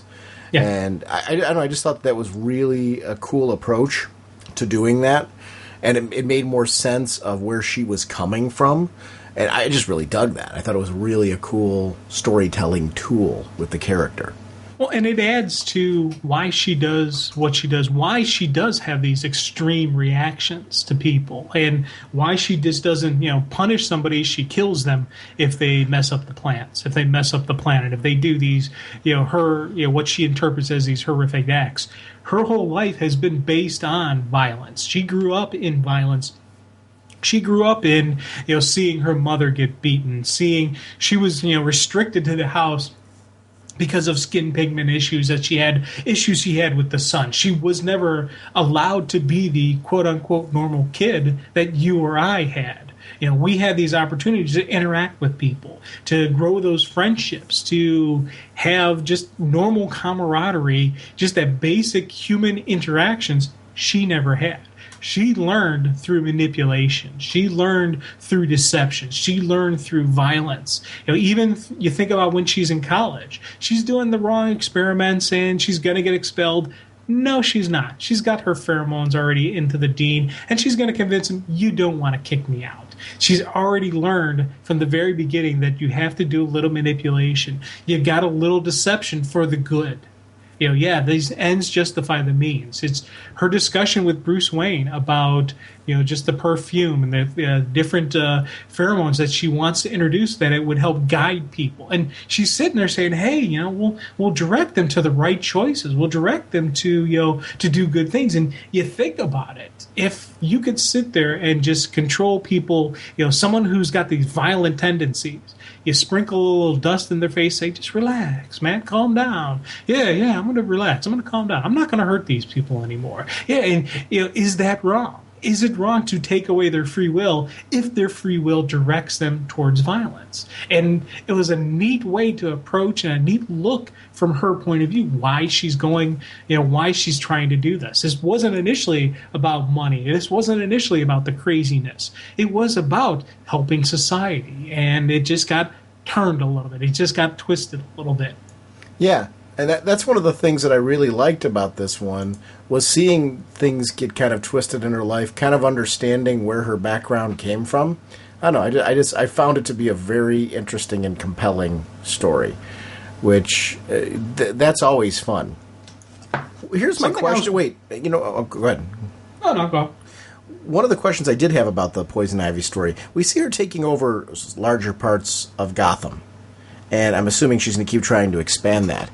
What is the reaction of the other Gotham villains going to be? Is her threat going to be from Batman, or is it going to be from... Because how long will they tolerate that? We've seen Gotham before as a war zone, where the villains kind of took their own areas. Is that what's going to happen here? because I can't imagine them just letting that continue to happen, right? Oh, God, yeah. Oh, man, yeah. And it's funny because I was just about to say throughout the exact same thing to you, man. We're on the same page on this one because, she's got her power base and shit's growing.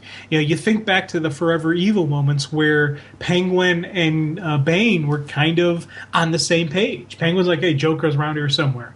He doesn't like he doesn't like rules. He doesn't like order. He wants chaos. We got to stop him. And Penguin had his head on a swivel, and Bane's like, hey, he shows up, I'll snap him. And I see that same type of reaction going on here. We know that Scarecrow is strongly in with the crime syndicate. We've seen Two-Face deal with that. I think Gotham is going to be one of those things where they start breaking up the city. It's you got Owlman, who's really going to want to have his base in Gotham because that's his base and his Earth. Well, he's now going to have to deal with these villains. He's going to actually have to fight down these because they're not going to give up the space. They're not going to let Owlman have Gotham. Gotham's theirs, not his. He's an outsider, so he's going to have to fight them for it. So this is going to be an interesting battle where it's going to go, where it's going to go and how it's going to go because you got, just the Gotham villains have a strong tie to it, just like the Rogues have their central city. Yeah. I see the Gotham villains either not banding together, but banding against the common enemy. I see them working, a couple of them working together. A couple are probably going to stay with the crime syndicate. I think Scarecrow is going to stay solid with Owlman and go that route, but, Poison Ivy, definitely Two-Face and Penguin. I see Penguin, maybe a Penguin-Bane alliance, together on another parts, and Gotham's going to get divided into pieces. Yeah, it's going to be interesting to see where this goes, and how long in comic book time is this going to take place? And where are the heroes? Like, are you questioning that? Well, I've been wondering that the whole time, and I like how they're telling the story where we don't know yet. We didn't learn in Forever Evil. We're not seeing it here. We're not going to see it until issue 24 when the heroes start coming back, or we're not going to see it until maybe later on in Forever Evil when they start showing what happened to the heroes. My guess is they're underground now. They slipped away. They're in hiding. They're recouping. They're recovering. They're trying to build up an offensive against the crime syndicate. That's what I'm going to go with until they tell us otherwise. Yeah, I agree with you. And I think that's exactly what's going on here. I want to see what happens. I want to see, because Batman, obviously, we've seen him on pictures as being a part of, I guess, the Forever Evil part, where he's on Luthor's team. And yeah. I'm convinced now that is Batman. Yeah, me too. I don't know. I'm very curious to see how that's going to play out with that whole storyline. The last issue that we have, because we talked about Action Comics 23.1 and Green Lantern 23.1 the last episode. We got to talk a little bit about that Green Arrow 23.1, which is the Count Vertigo issue. And I know you didn't get a chance to fully read. You did a kind of an art read-through on this one, too, didn't you? Oh, yeah. This was another, again, I've got these set aside to read through, actually digest them. But it was a neat art read-through where, again, this really had, because the art style is, it's that same art style we've been getting. So it's not like I don't want to say I'm not comfortable with it, but I've always... this is an art style that always has taken me some getting used to, and as I'm going through a story, and I think it's part of the things that why I like it, because it's not it's not like my bread and butter. It's not something that I'm like, oh yeah, I jump right into it immediately and run with it. The Poison Ivy art style, for example, that was something I was very comfortable with. This is the more art that what I list in the category of artistic style, where it's a little bit different. It's a little bit not exactly how I normally picture a comic book looking in my head. So to do an art read through this was kind of neat and fascinating, because I actually slowed down and sat there and I savored it. And I'm kind of liking doing the art read through first and then going back and reading the story. I may be changing how I read things. I may go to the first read through as an art style, and then go through as do a full read the second time through. Yeah, I agree with you. I think that's pretty compelling and interesting that we've got these different kinds of options as far as reading. I don't do an art read through very often, and let me clarify that. Where I do it first, I usually read the story first, then I go back and enjoy the art afterwards. How often do you do an art read through first? These were the first 2 times. Normally, my process is I do a normal read through. Okay. Then I do the art read through, and then I do a second/third, normal read through. But I go slower than I did the first time because I've already understand the story. I got a good grasp of the art. I never opened up with art, doing the art read through where I'm just looking at the pictures. And I've talked to a couple people, usually the artists that we've talked to, they all say, well, I like doing an art read through and then going back and really delving into it. And I always read the thing first and then did the art read through when I understood the story. This was a neat way to read, and I really just did it because we were getting ready to cover these, and I wanted to jump on it and get so I could be part of the conversation. But I tell you, I enjoyed this. I may be trying this, more often, where I just look through, take my time, enjoy the artwork, try to figure out what the story is just based on the pictures. Then I go through and I actually read the stuff and I figure out what actually happened. See how much I was right, how much was I wrong? Where was where did this go? Where did the actual story go? What I like about this Vertigo storyline is the idea that, like, he was this kid who was royalty, and he was meant to be a count. That's where the Count Vertigo comes from. But what happened was, due to the circumstance, he was left with his mother, who wasn't prepared to deal with him and didn't know how to finance or fund anything, so she sold him. Sold him for experimentation purposes. And his name was changed to Warren, so he'd be hidden. And through the experimentation, they messed with his head, and that's how he got these powers to be, essentially Count Vertigo. And they didn't realize that this kid, throughout, his life, would eventually rise above all that, would rebel against it, and eventually take over. I love right at the end. I want to tell you in person, I'm leaving. That's not your decision to make. Yes, it is. I'm done here. In a way, I'm grateful for what you've turned me into. It will make what I have to do much easier. But you must know that you have to be punished as well. And no, the failsafe, and these guys like reaching under his desk for this button. Failsafe's not going to work. I took care of that ages ago. And you just see, he just viciously takes him out. And this guy's like trying to defend himself. How could we? made you better. We did you something more. You made me a weapon, and no one will use it but me. There's a creep factor there. Yeah. Again, Count Vertigo's a villain that I think has gotten diminished over time. And I'm not saying that there's bad stories. I think what happened was, this is what happens, and I think writers are stuck with this. People use a character over time, and gradually more and more heroes defeat that villain, and it becomes hard for a writer to keep using that villain and making the villain be as powerful as maybe when they were originally introduced.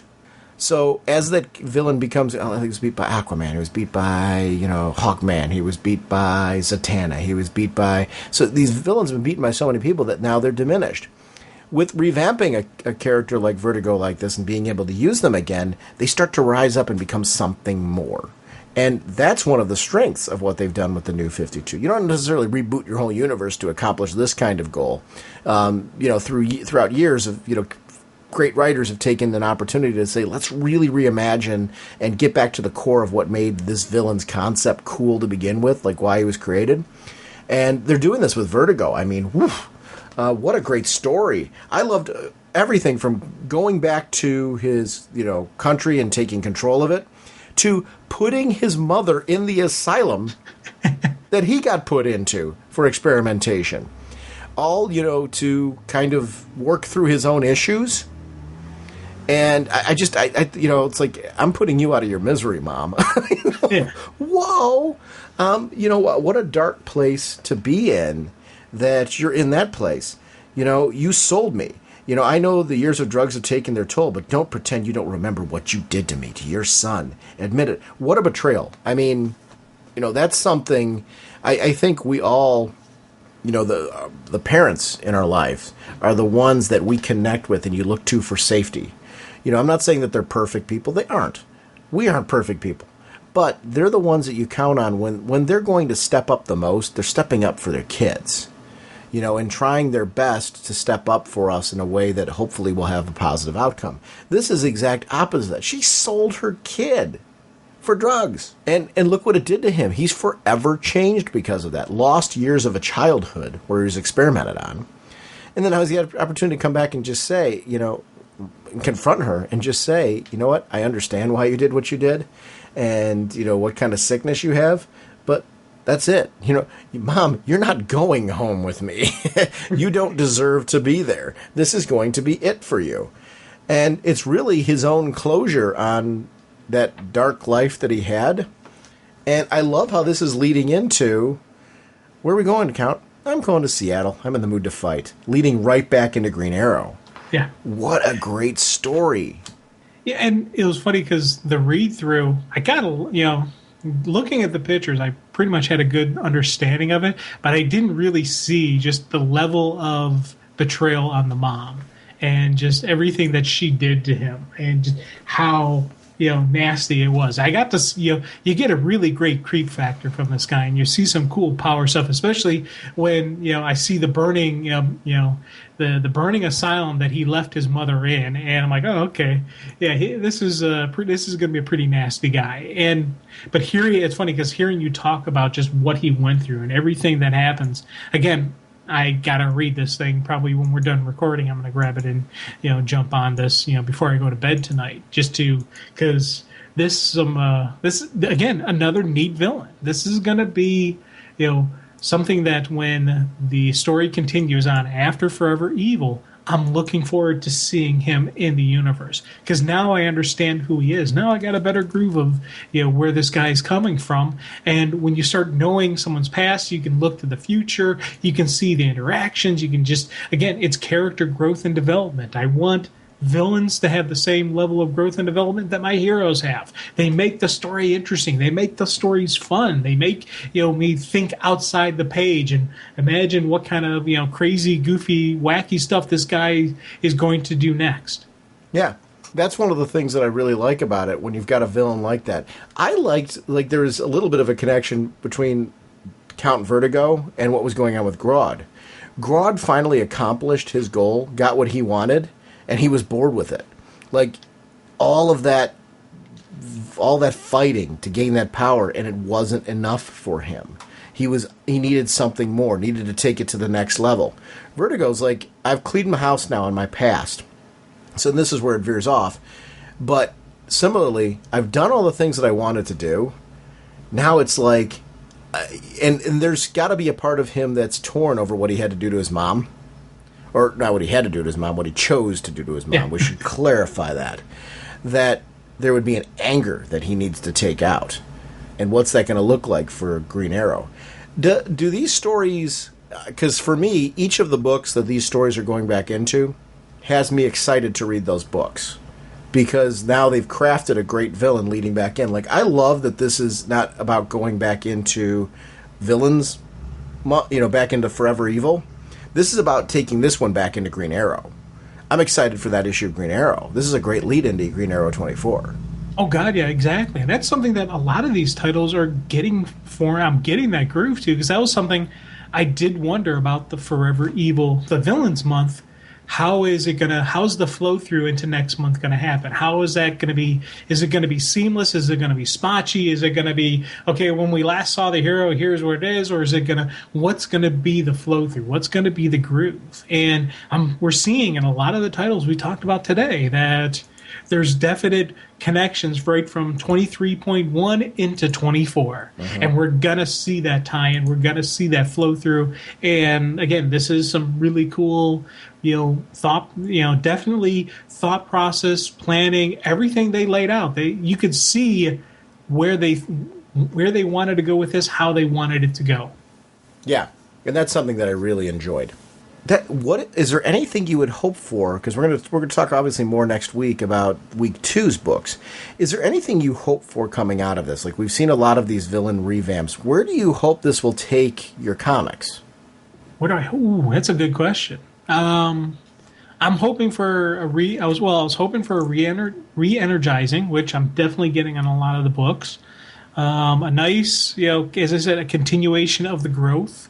We're seeing some, backstories and just some characterizations on some of these villains that I didn't even know, understand, or have a good, strong comfort with. I now have a better, relationship with them. So, it's ultimately for me, the comics. I want to be entertained. I want to sit down, read the story, enjoy what I'm reading. And I gotta say, week 1.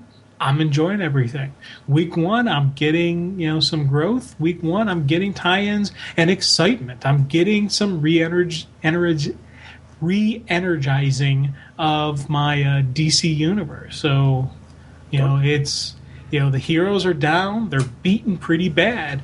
Let's see the rally. Let's see the comeback, because that's always the best.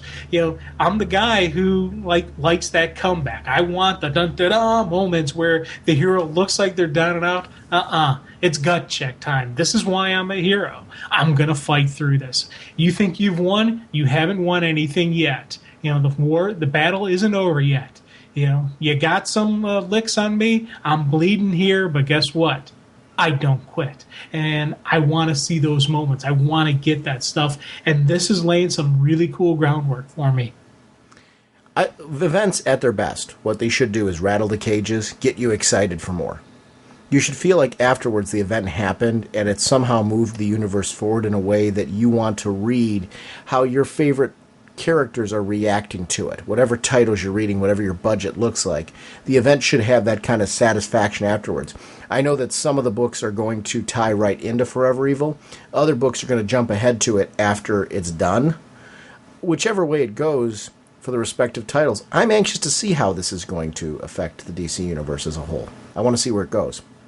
I'm into it. I'm ready for an event. I get where people get eventitis, where they feel like there's too many of them and all that. But, it's been 2 years. I'm ready. I'm so excited for this. I want to see what they're going to do. And like you said, it's time to get that re-energizing, that kind of excitement. There's a couple of news tidbits from this week that I just want to casually talk about. Did you hear Aquaman in the New 52 is not married? Yeah. Well, we saw that, I guess, in the last issue of Aquaman. Right. How do you feel about that? Like, do you think that's necessary? Do you think that's a good thing for the character? Does it not matter to you? I mean, where are you at on it? It on one hand, it doesn't matter to me because they're together and there is that relationship. So I'm like, okay, they're not married.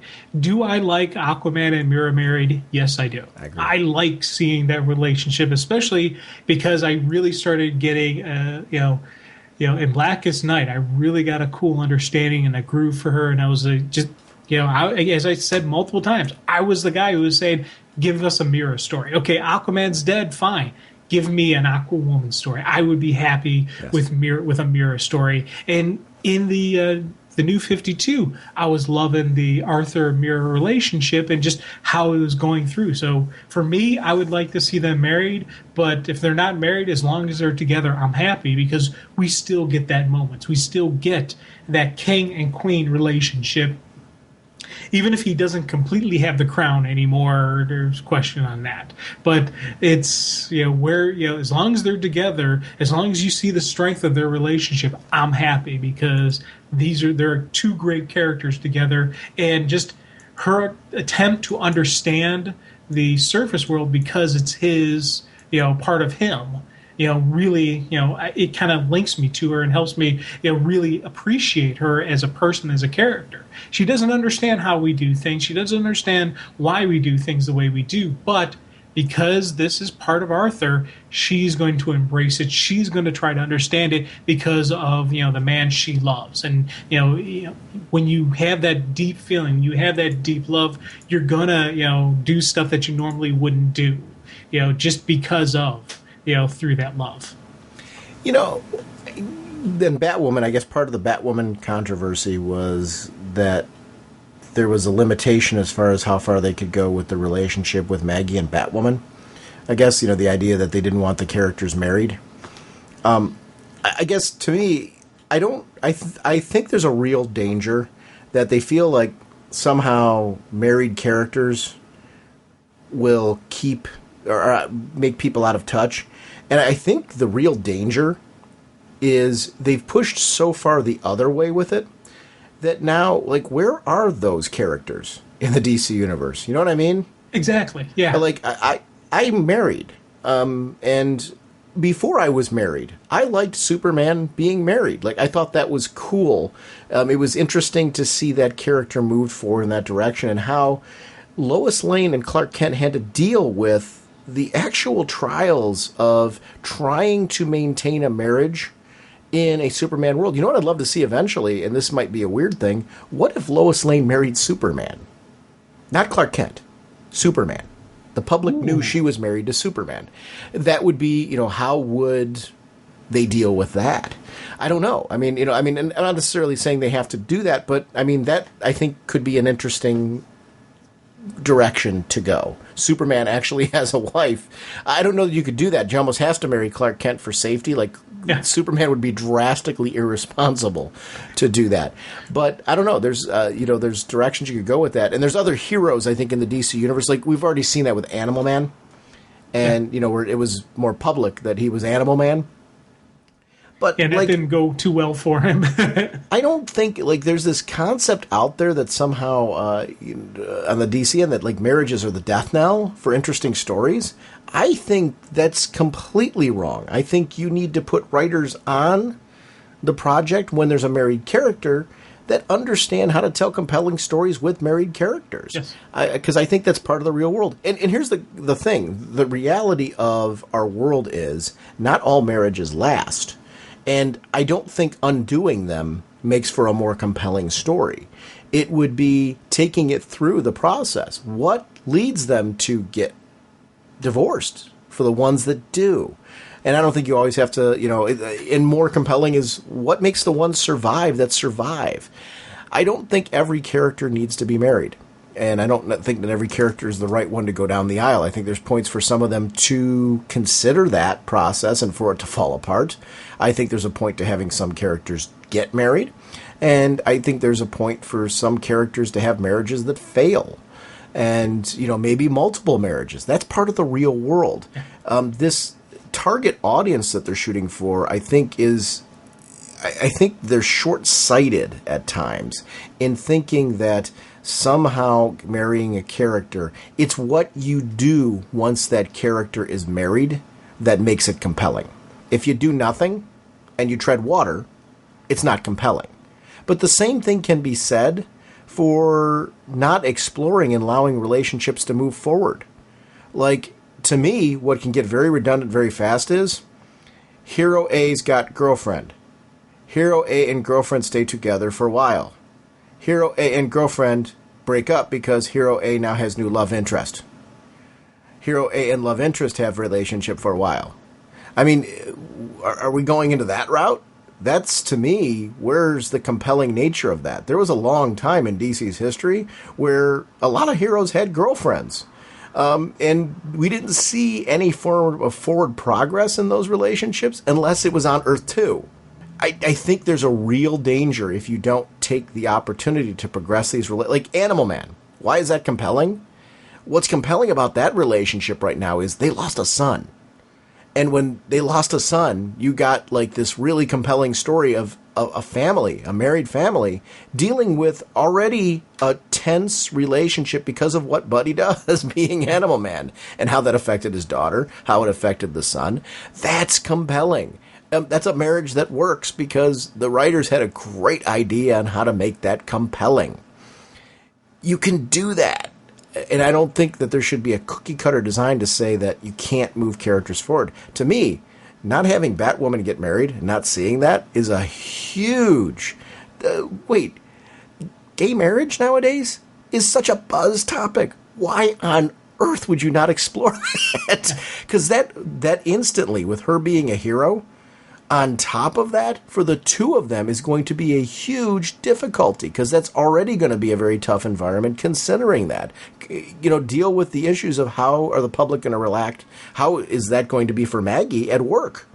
How is that going to be for Kate in her life? I want to see that stuff. Are they going to last? Are they not? I don't get it. It doesn't. That part baffles me. Like, why would you not do that? Because these are current topics that are facing us today. They're contemporary topics. They're very now and very edgy. It's what you do with it. And if you choose not to touch it just because you're not going to do that because you think that it won't be compelling, boy, are you not in touch with the real world. Because to me, those are real world issues. That's just my take on it. And I'm not saying it in this. I love my comics right now. I'm really enjoying the stories that they're delivering to me. I think they're great. But I don't think they're great because they've got some edict not to marry the characters. I've never at one point in time said, wow, this is a much better book because Aquaman's not married to Mira now. That's ridiculous. I was under the impression they were married. You know what I mean?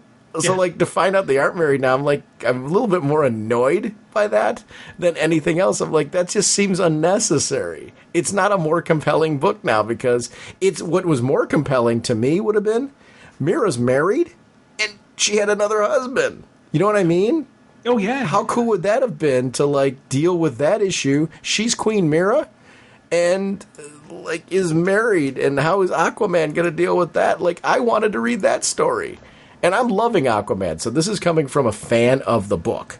So it wasn't something that, almost, well, now the book stinks for me. I'm not in that place. And I'm little things like this do not destroy that. I just feel like there's a missed opportunity when you don't progress relationships forward and see where they can go and what that means. I don't think it's right for every hero, and I think you need to make those decisions on a hero-by-hero basis. But to not take relationships forward and let us see what that progression looks like is short-sighted. And I want some of them to last. Some of them should last. But that's not going to be clean either, because none of them are in real life. And if you don't play around with that to me is lazy. Yeah. Well, it's funny, because with Aquaman and Mira, I was okay with it.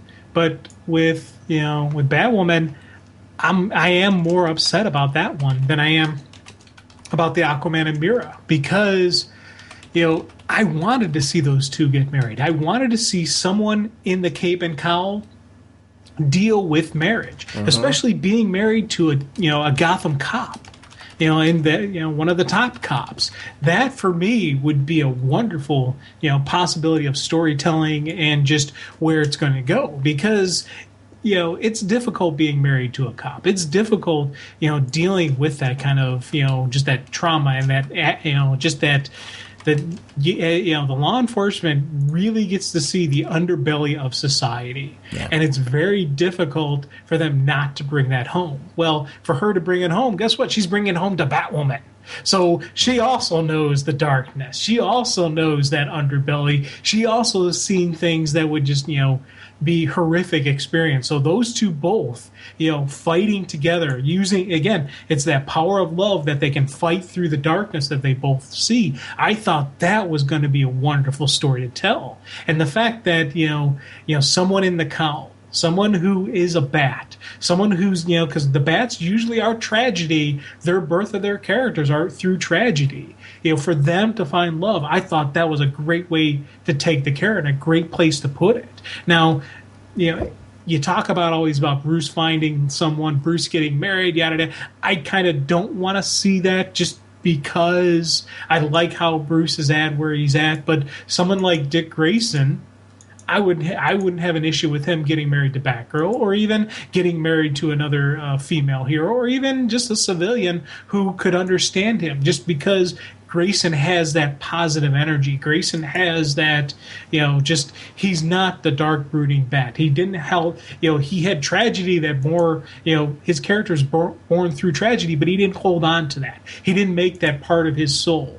He's the light, he's the energy, and same kind of, you can kind of see an energy in Batwoman. You can see, she's got tragedy. It's her sister, her mother, her, everything that she's gone through because she's gay. Everything that, all the adversity she's faced, but she always faced it head on. She fought through it. For her, just this entering, letting herself actually be in love, letting herself actually feel that emotion was a really cool moment. So I'm very, I'm very, I want to say upset. I'm still going to keep reading the book because the character is interesting. I want to see where it goes and see, what creative team they put on it and et cetera, where, how it's going to play out. But, I do wish we would have a married Batwoman. I really, as much as I, love Lois and Clark being married, I'm enjoying the stories we're getting told right now. I'm enjoying the Superman Wonder Woman relationship. I'm enjoying seeing Clark and Lois friendship that may someday turn into something more. I'm liking that, but I do want to see these characters. I think marriage isn't the kiss of death for a character. They can do a lot of fascinating stuff with this. And I've never been married before. I'm not a married guy. I'm, me. So it's, I can sit back and I can appreciate a really well-crafted story, that, it's not just married people who will understand it, married people who will get it. The single guys will understand it as well. If you craft a good story, I'll be able to follow it. Well, but I think the idea should be broad appeal. And what I mean by broad appeal is, you've got this large canvas of characters. You should have every kind of relationship going on all the time. Because that's the real world. You should have people just dating, not dating at all, because of some trauma or whatever. Dating seriously with the potential for marriage, married, divorcing, and everything in between. You know what I mean? You want all of that stuff. And you've got, with the rich canvas they have, these crazy, and I don't know how true, I don't know what level these edicts go to.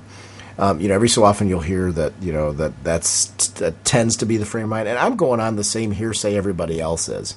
So, please take that with a grain of salt. But, I guess this is me as a fan saying, I find diversity in relationships in my monthly comics as interesting and compelling as I do different characters. It's always fun to watch in each book. It's like, why are we enjoying Superman and Wonder Woman dating right now? Because it's interesting. And is that, how far is that going to go? What if they get married? But here's the thing. It's kind of hard to even think they're going to go to that level because we kind of know now they don't want to do that.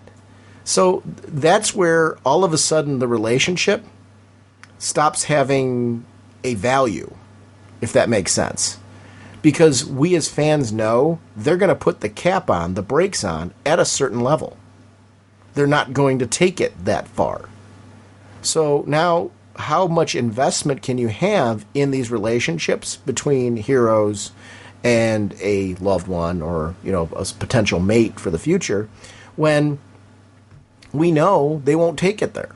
It's more compelling when you go on that journey with the same kind of question marks that any normal relationship would have, full of possibilities and hope, disappointed when it goes horribly wrong because we were hoping it would actually go there because we believed it could. They're basically telling us we don't want to do that. Why on earth would you do that? It just doesn't make any sense to me. It seems limiting. I don't get it. And that's just kind of my take on it. Amen. Amen. It just seems limiting. I don't know why you would do that. And that's, again, my assumptions. Jim, the next book I want to talk about is The Ventriloquist, #1, from Batman Dark Knight 23.1. Let me ask you a question. This is kind of interesting to me because it's a character that spins out of Batgirl. Why Batman the Dark Knight? Not that I have an issue with it, but, why? Yeah, I don't get that. Especially even in the book, they make reference to Batgirl. Yeah. So this should have been, I don't remember seeing a Batgirl 23.1. Well, there's going to be more coming over the next few weeks, so I wonder if. But no, I thought when I ordered it, I don't remember seeing it when I ordered.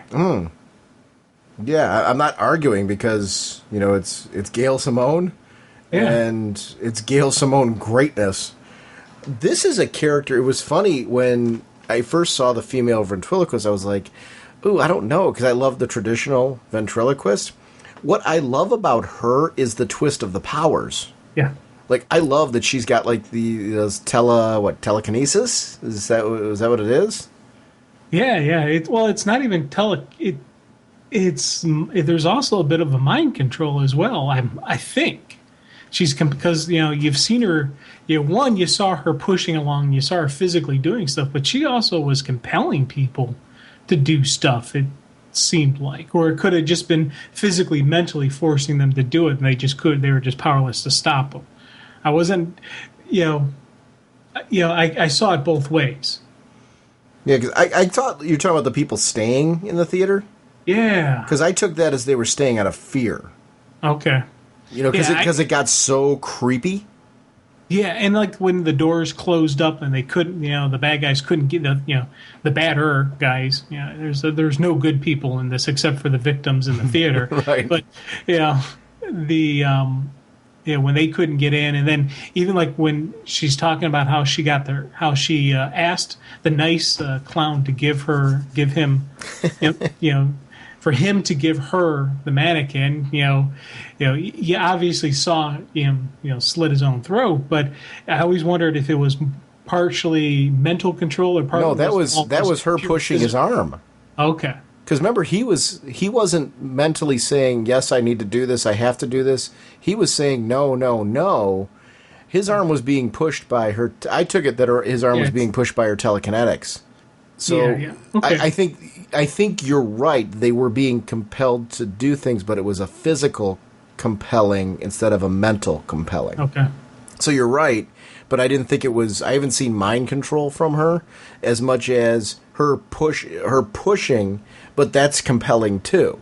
If you physically force somebody to go somewhere, you are compelling them. It's just not mentally; it's physically. But she's using her mental telekinetics to do it. I like that twist. Yes. Because who is the Ferdy, the dummy, named after her brother, is super creepy. With those little razors that come out, and I really liked this issue because it takes a villain. This is something that Gail Simone does so well. When you get to see her craft the backstory of any character, hero or villain or whatever, there's all the little nuances in there. Like, I love that she had her own impression of, in her own way of dealing with her being kind of the background child. She crafted her own fiction where she was the foreground child and her brother was just jealous. Yeah. I love that. When they first started, when she first started telling the story and, talking about how everyone thought she was absolutely beautiful and her brother was okay. And then you see the reality of everyone raving about the brother and not about her. I was like, oh, okay, this is not going to end well for the brother. You knew right then and there that, something bad is going to happen to the brother. Something bad is going to happen to mom and dad. It's, Gotham villains, crazy Gotham villains do not have positive relationships with their siblings. And wow, this goes up there with one of the cool deaths because he's just swinging on the swing and he can't get it to stop, and he can't stop, and he wanted to stop it. Crash, crunch. And the fact that we didn't get to see the gore of his head getting splattered into the ground, kind of added to the creep factor, but it also did, get me wondering how much was it? Did he just fall off the swing, or did he fall off and then her push down even farther? Did she give him an extra telekinetic boost? Fall off the swing? The swing broke. Well, it did. It snapped. Yeah. The swing snapped, but was it the fall only from that thing that caused the death, or did she also grab him and spike him? I don't. To me, I think she threw him. I took it the swing snapping was because she just, was whipping him around so much that basically it was like throwing him like a rag doll when that snapped. I'm seeing it the way you are, where I agree with you. It was an extra push from her, but I think that whole sequence was her just lashing out at him because, at first he's saying, are you mad at me? He's trying to talk through it. And he's like, I don't even want to be famous, because he had that record deal and all that kind of stuff. Everything she wanted to be in the foreground.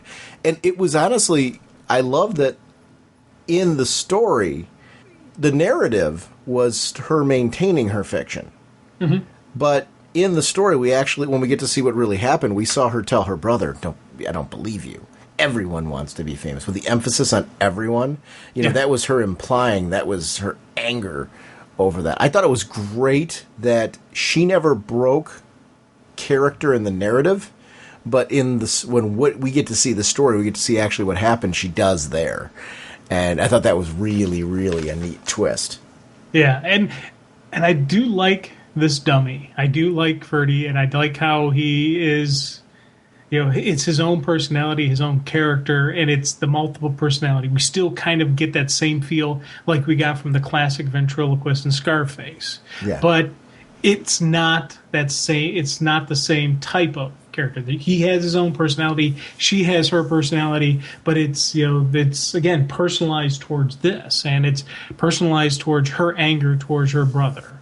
You can see why he's crass, why he is a bit on the vulgar side because of her hatred towards him. Because she was so jealous and just upset with him that what he had, she's going to make him, you know, a lesser person than her. Yeah, yeah. And it's funny how we see, like, this is funny because I'm a big fan of the classic ventriloquist. So when you see this and a character's being developed in such a way where I'm like, ooh, I guess I got to rethink that because this girl's awesome. Yeah. It really does take the concept and take it to a whole new level, which the ventriloquist was always been a great concept. I've loved Scarface. I love that whole, you know, storyline and how that all worked. This version of it is great because it reminds me of every horror movie with a doll. Yeah. You know, because I don't know about you, those are some of the creepiest films for me, especially when the doll looks like one that, like, you would have had as a kid. Like, this marionette looks like, you know, or the ventriloquist dummy looks like, you know, dolls we would have had when we were kids. So, or at least know somebody who had something similar. And anytime there's that kind of line of reality and it turns creepy, especially with her being able to use the telekinetics to make it move on its own, that adds a dark twist to it for me for some reason. Much more than just if it was stationary and being moved by her hand. That part, like, really added a creep factor to me. And she's got some serious power levels, too, because you think about just how much she has that little dude running all over the place. You know, that, you know, she's nowhere near him and he's still operating. Plus, she's, you know, you think how far spread her mind was in that theater. She's got the thugs coming in that are being killed, the thug over here being killed. She's, you know, multiple places, really. So there's some serious power levels on her that, you know, it was kind of neat to see. She's not just as simple. She's another one of those villains that when she and Babs go throw down again, that's going to be a really neat fight because I've seen what kind of level, you know, power-wise she has that, you know, Barbara's going to have a pretty good fight on her hands, you know, in the future. Here's a question I have for you. With her powers and her special brand of crazy, how aware of her powers do you think she is? I mean, do you think she's consciously aware that the puppet's moving because of her mind? Or do you think she's so, like, does she believe her fictions that she crafts? Is, I guess, what I'm getting at. Yeah. Good question. I'll be honest with you, I never thought of that. And if I'm going to throw out an opinion, I'm going to say she doesn't realize she's moving him. Yeah. I'm going to say in her mind, you know, she's believing the story she's telling. That's to the point of she sees him as a living entity, not as her moving him, not her doing everything. And that actually could be something that could be something that could be used against her. Just like his separate personality is definitely something that can be used against her because he's got a thing for Batgirl. And so when the ventriloquist, you know, goes up against Batgirl, she can play that relationship. She can play that betrayal between the mannequin and the ventriloquist against each other. Even though it's really just her, she can, you know, use that type of stuff against her. Is it me when the guys invade the show and Ferdy kind of goes on the guy's eyes? That to me is one of the scariest things around. I don't know why. When a horror movie or whatever goes for the eyes, there's a permanence to that that's different than if he, like, when he did it with the guy with the shins, that creeped me out too, but not to the same level. Do you get that? I mean, is it that way for you? For the eyes, I guess it's because, like, you're not going to see again. You know, maybe when he hit the guy in the legs, there's a possibility that, like, you can recover from that at some point. The eye thing, you're never going to recover from that. I mean, if you live, you're living blind. Yeah. Yeah, that's, any of the eye stuff, that, I'll co-sign what you're saying with the creepy factor, and especially the creepy factor with a doll doing it. I think about how important my eyes are to me. My hobby is reading, my television, just the visual, enjoyment I get. If I lost my sight, man, that'd be, whoa, that would hurt big time. But if you cripple me, I'll survive. If I'm in a chair, or if I'm, kneecapped, if I, walk with a limp, I'll be okay. I can manage. It'll be tough, it'll be nasty, and it will not be enjoyment, but I'll survive. I lose my eyes, man.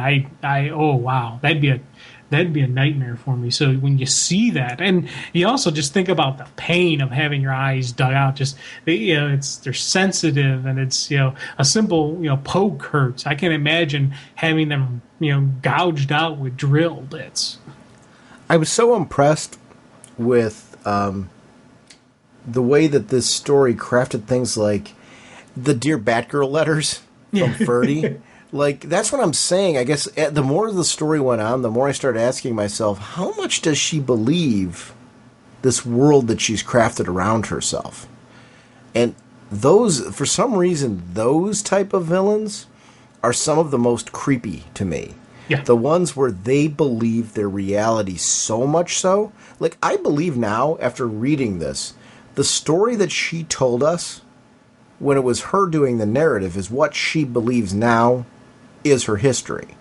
And definite. Yeah. I mean, 100% definite now. You think about it. She's, this is reality to her. This is exactly how she thinks it happened. And again, that could be a weakness that could be exploited. There could be an interesting moment if she ever has that moment of reflection, realization when she goes, "Oh crud, what did I do?" That could be part of a quote unquote healing process if we would ever get that from her. But yes, this is, and it's you think about just all the great Bat villains, the great Gotham villains, and this is a character that.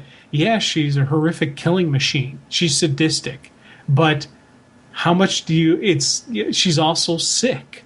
You see why why they wouldn't kill her, because she really does need help. But will she ever be able to be helped? That's the line. Can you cure the ventriloquist? Can you fix her? Can you get her to realize what she's doing and how she's killing? Because you think about the innocent people that came into that movie theater just wanting food. There's lights in there. There's heat in there. Hey, free food. Now, rule in life, if anybody goes, hey, free food, help yourself, I'm going to think twice about it. Especially if they're putting on a puppet show for you. Yeah. I'd wait to see the show first before you eat, just because you never know what kind of people you're dealing with. Especially in Gotham. Wait, you'd wait to see the show first? You wouldn't just leave? Well, okay. One, I wouldn't go in. If there's ever a town in the world that I would not live in, it's Gotham. Mm-hmm. I don't care if I was given, the greatest job in Wayne Enterprises. I'd say, sorry, Bruce, I'm going to move to a city like Cleveland where there are no supervillains. I'm going to go somewhere else where I don't deal with the craziness that is Gotham City. Cleveland, the reason why Cleveland is notorious for not having supervillains is because we do have the world's greatest hero, Sir Thomas of Cleveland. Yes, true. Yeah. So it's one of the reasons why just crime doesn't pay here. I love the bit where she poisoned their food. And that was, because she didn't want to deal with the rudeness. And that, I think that subconsciously goes back to her childhood, too. The constant disappointment of everyone around her, her parents ignoring her. The mom would throw out every so often, "What about my daughter?" Who? Everyone's who? I love that. Who? Yeah. You know? And when you're the younger child, when you have your older siblings, and just I dealt with a lot of times where I was Bill or Dave or Mary's little brother. I was there was a lot of times in my life where I wasn't Jim. I was their younger brother, and sometimes it worked nicely because people would look and say, "Hey, oh yeah, your brothers were always nice, and your sister is very polite and very studious." So they kind of look at you positively until they get to know you. But there was times when it's difficult, and it's difficult being the youngest. And she's not really the youngest; she's a twin. So I can imagine that if your twin is getting all this wonderful positive attention, and you're not, just how twisted, how painful that could be. It just that's just the slowly turning of the knife. Remember the Who's, the two of them that appeared in the story? I think it was just two. Is that another layer of fiction? And let me explain that. I definitely feel that she was the background neglected child, but I don't see her dad saying who. Could it be that she shortened that because she always felt like she was in the background, but there was a lack of acknowledgement of dad? Because as a little, I guess what I'm saying is, as a little kid, you wouldn't remember the fine details of the words as much as you remember the fact that you were ignored, or you felt ignored. And it's the feeling and the emotion that was driving the storytelling there. I don't know if you see what I mean by that. I really do. And it's funny, as I said, with being, because I completely looked at it as if they were saying who. Mm-hmm. But I tell you, I've had moments in my life where I felt, that people had that directed toward me because of my older siblings. Mm-hmm. So it was funny, I kind of completely, I felt her pain. I was like, yeah, I'm with you. That happened to me too. And to be honest, I could just be remembering wrong. People could have been, it could be just the fact that you have a sibling who's getting all this positive attention, that you take it as negative attention towards you, even though it's not really. See, I definitely I see what you're saying, and it's solid 100% could be the fact that she didn't perceive the positive that she was receiving from her parents because her brother was getting so much positive.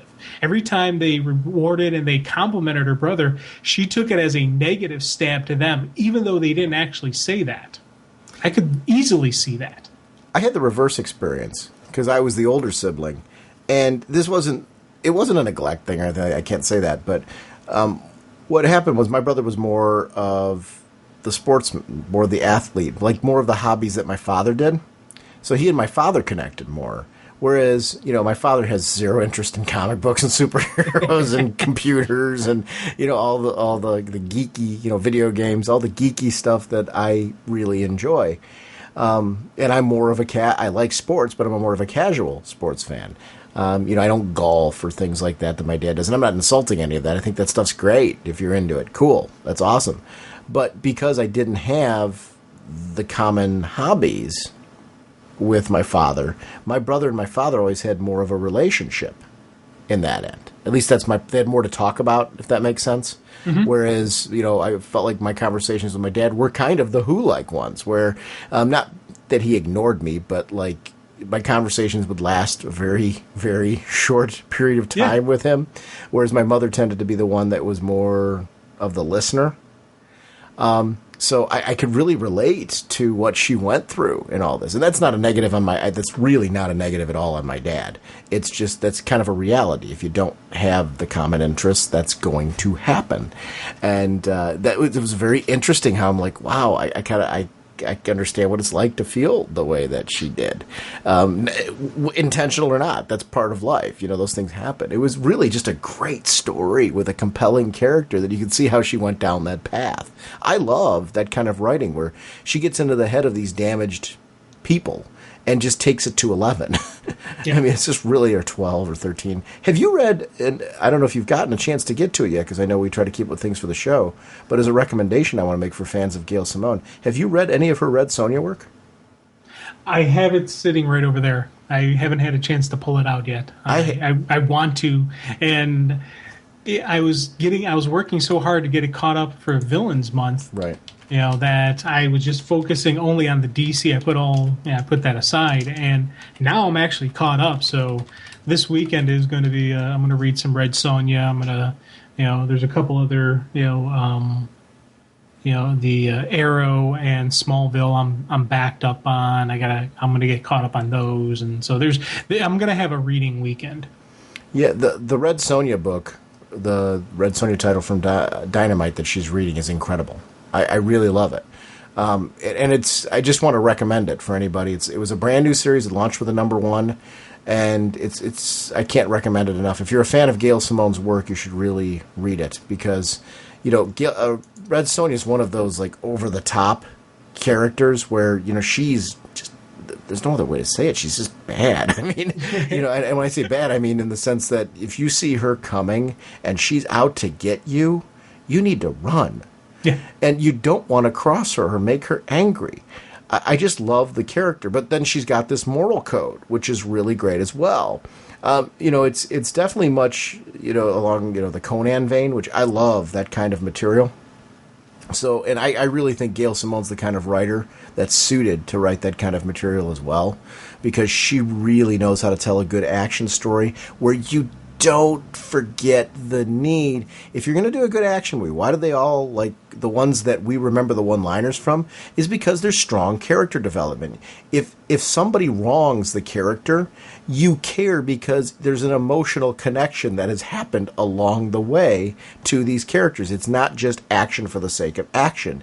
It's action surrounded by a story that makes you want to seek out revenge or some form of redemption or whatever the reason is, or just living in the annoyance that she feels over being disturbed when she was trying to sleep. That kind of stuff is just fantastic. I don't want to spoil anything about the series because, it's something at some point I'd like to do with like a pop culture and whatnot, talk about some of our favorite writers that are doing stuff outside of DC that maybe and artists that are doing stuff outside of DC that we used to love. To see what kind of their work's like outside of there, because that's one of the things I truly enjoy about comics. I love following the characters. I also love following the creators. And Red Sonja is a home run hit. So I just want to recommend it for people that might be a fan of her DC work and not realize that she's not exclusive anymore and she's doing that work, because it's great. So if you've dug her other stuff, as a Secret Six fan, Red Sonja is right up your alley. Just because, it's that kind of just intense kind of gritty action that you just love from her work. So just a recommendation.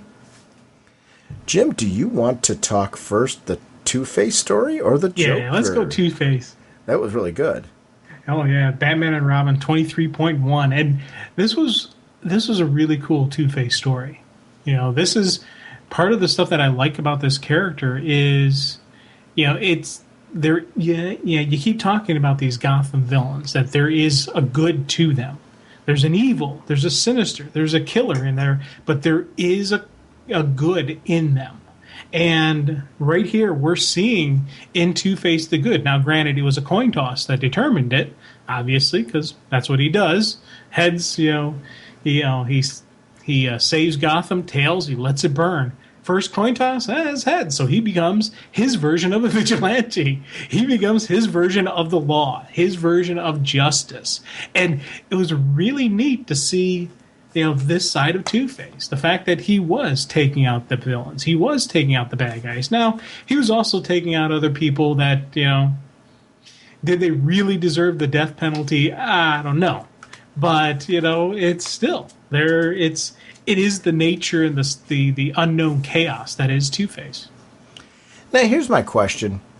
Like, with Two-Face, I love the fact that he's got... a code is a very... Well, I guess I shouldn't say a code's a strong word. He's got a code. It's the code of the coin. And when they wouldn't honor the code of the coin, he started to rebel against them and went and did his own thing. And I love that the coin told him to save Gotham. Yeah. So that's what he did. And he became like Gotham's Dirty Harry. I mean, why aren't we hearing Pete Tomasi's name more than we're hearing it? And I mean this totally as a compliment to the amazing work that he's done in the Green Lantern books, the amazing work that he's done with Batman and Robin. Some of the most compelling stories I've read in the last 2 years have been under Pete Tomasi's tutelage. And we don't hear his name out there the same way we hear some of our favorites. Why is that? One of our listeners brought this up. I think it was in a voicemail or it was on the Facebook group. And I apologize just because, I have great communications with both. But it's a very valid point. Why do you think we don't hear his name as much? I don't know. It's crazy. Everything you're saying is 100% true. This, he's a great writer. And, this story right here is really just a prime example of you see, the crafting of the story. You get, where he's coming from, why he's doing it. And everything that plays out, it makes perfect sense. There is no, why did he do that? No, it's right there. And it's an understanding of the character. It's a groove and then just a comfort with him that you get right from page one, right from the very beginning, just how he lays it out. And it was funny because I knew everything. I kind of knew what was going to happen. There was no big shocking swerves. It was really cool to see it play out, but not being surprised, not being swerved, didn't take anything away from it. It made me enjoy the story. It helped me enjoy the story. Everything went through exactly as it should. And this was just a really neat story. And, I liked this Two-Face. And, while he was saving people, I was like, yes. And then when he flips the coin and it turns bad, I'm like, okay. I love that he flipped it again with the same question. Yeah. It was, should I save Gotham or let it burn? And this time it was let it burn. Or burn it down. Yeah. Woof. I mean, just... And I love what it says on the coin. Yeah. Let them hate as long as they fear. So it doesn't matter if they hate us. That emotion's fine as long as they fear us enough to stay in line. Just an interesting philosophy coming from that Earth 3 and the Secret Society. I mean, it's just crazy, crazy stuff. You mentioned how it wasn't too many swerves, and I agree with you on that. I think what I liked about the story so much was we got to see Harvey living out some of his past and revisiting it. And it's that side of him, the good side of him, that maybe longs to be that guy that he was once again, the respect that he had as district attorney, maybe the sense of accomplishment that he had. He was reliving that during that brief time where he was being Gotham's vigilante, Gotham's savior.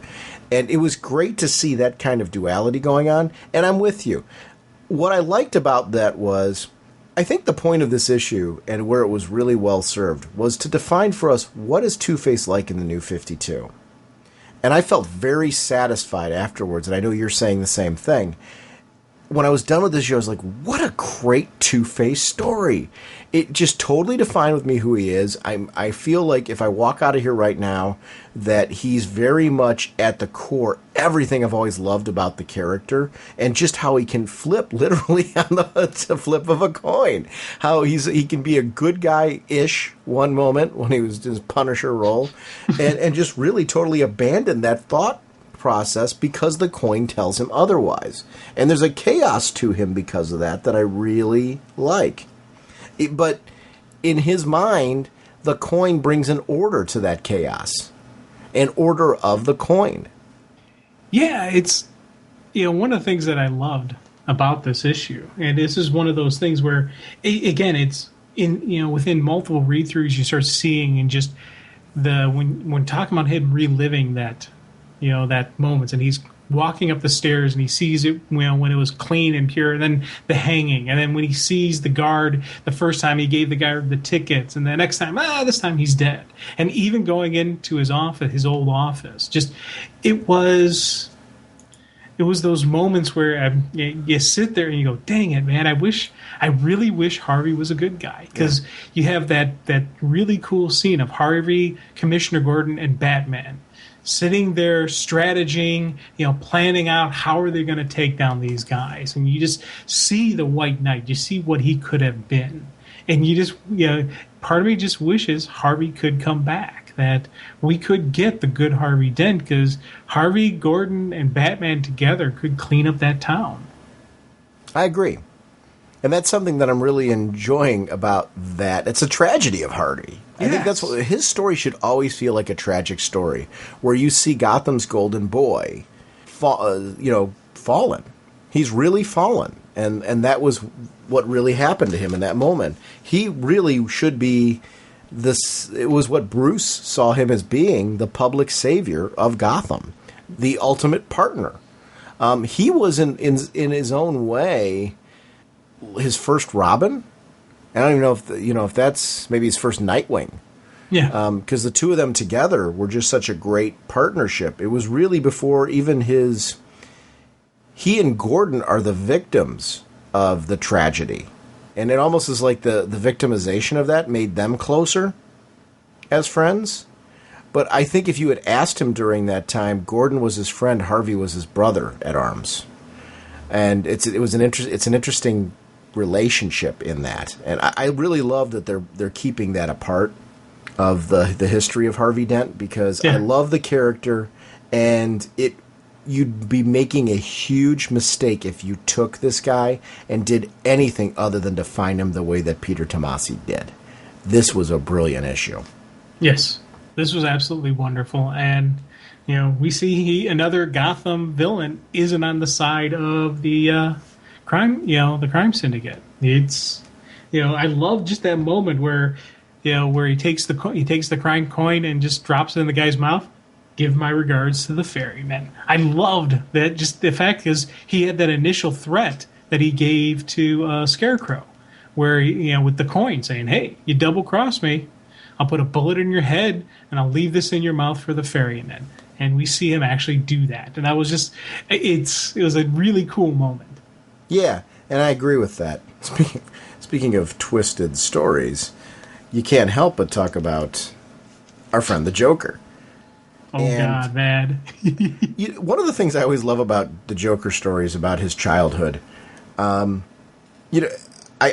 got to believe that there's certain things that in the Joker's mind that happened in his past that are true. But, wow, the fact that is, this childhood story that leads to a monkey puppet on the floor led to, he has this visit to the zoo where he takes home, what is that, an ape or a chimp? An ape? It's an ape, yeah. Yeah. Because it grows, that little cuddly little, ape, little ape grows into a big ape. Right. So that's definitely a ape. Jack and ape. What happened to the girl? Like, do you notice, like, she's in that initial panel where the bull's thrown, and he refers to earlier that, he wishes mommy could have seen it. Does he mean his mommy or the girl or what? I don't know. I took it that he meant, the ape's mommy, not her. Okay. But what happened to her, I'm going to guess probably something really bad. Because I don't see any signs of her, and after that moment, it's only the two of them. The mom's nowhere to be seen. Well, the female's nowhere to be seen, and usually that doesn't end well. Females, anybody, if you're hanging out with the Joker, if you don't see him anymore, it's not because they gave their 2 weeks notice and went on to a different crime group. There's, something bad happened to her. She's, maybe some Joker gas, maybe a bullet, maybe who knows what. Maybe the ape played with her too rough. You never know where it's going to go with him. How did Jack and Ape get the black eye? Like, I don't get that. The 1 week suspension for bullying, type of thing. Is he trying to relive his childhood, and did he do that to him? Or what happened? Because there's no way that kid's at school. I mean, that ape's at school. So where did that come from? Yeah, I see. That's the thing, the wonderful thing about a Joker story. Yes. For me, you never know exactly how much of this is real. Is any of it real? Yeah, and it's even the stories that he tells of his life. Maybe it's just there. It's just something that popped in the head. It's like the ventriloquist when we were talking about the Who and just how her brother was being treated, how she was looked at. How much of it's real? How much of it's not real? Is she in control of the dummy, or is it just subconsciously controlling? Same thing here. Did he actually grab an ape?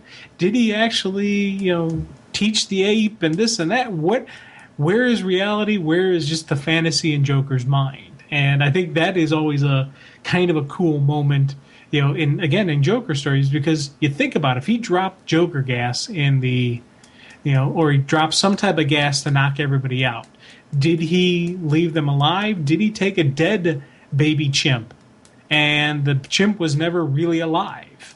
It was just there, or stuffed, or mounted with cybernetics, or who knows what. What exactly happened here? And we don't 100% know, but that kind of adds to the enjoyment of a Joker story, is there's still the mystery. I got the perfect soundtrack to this issue from that Toy Story, that You Got a Friend in Me.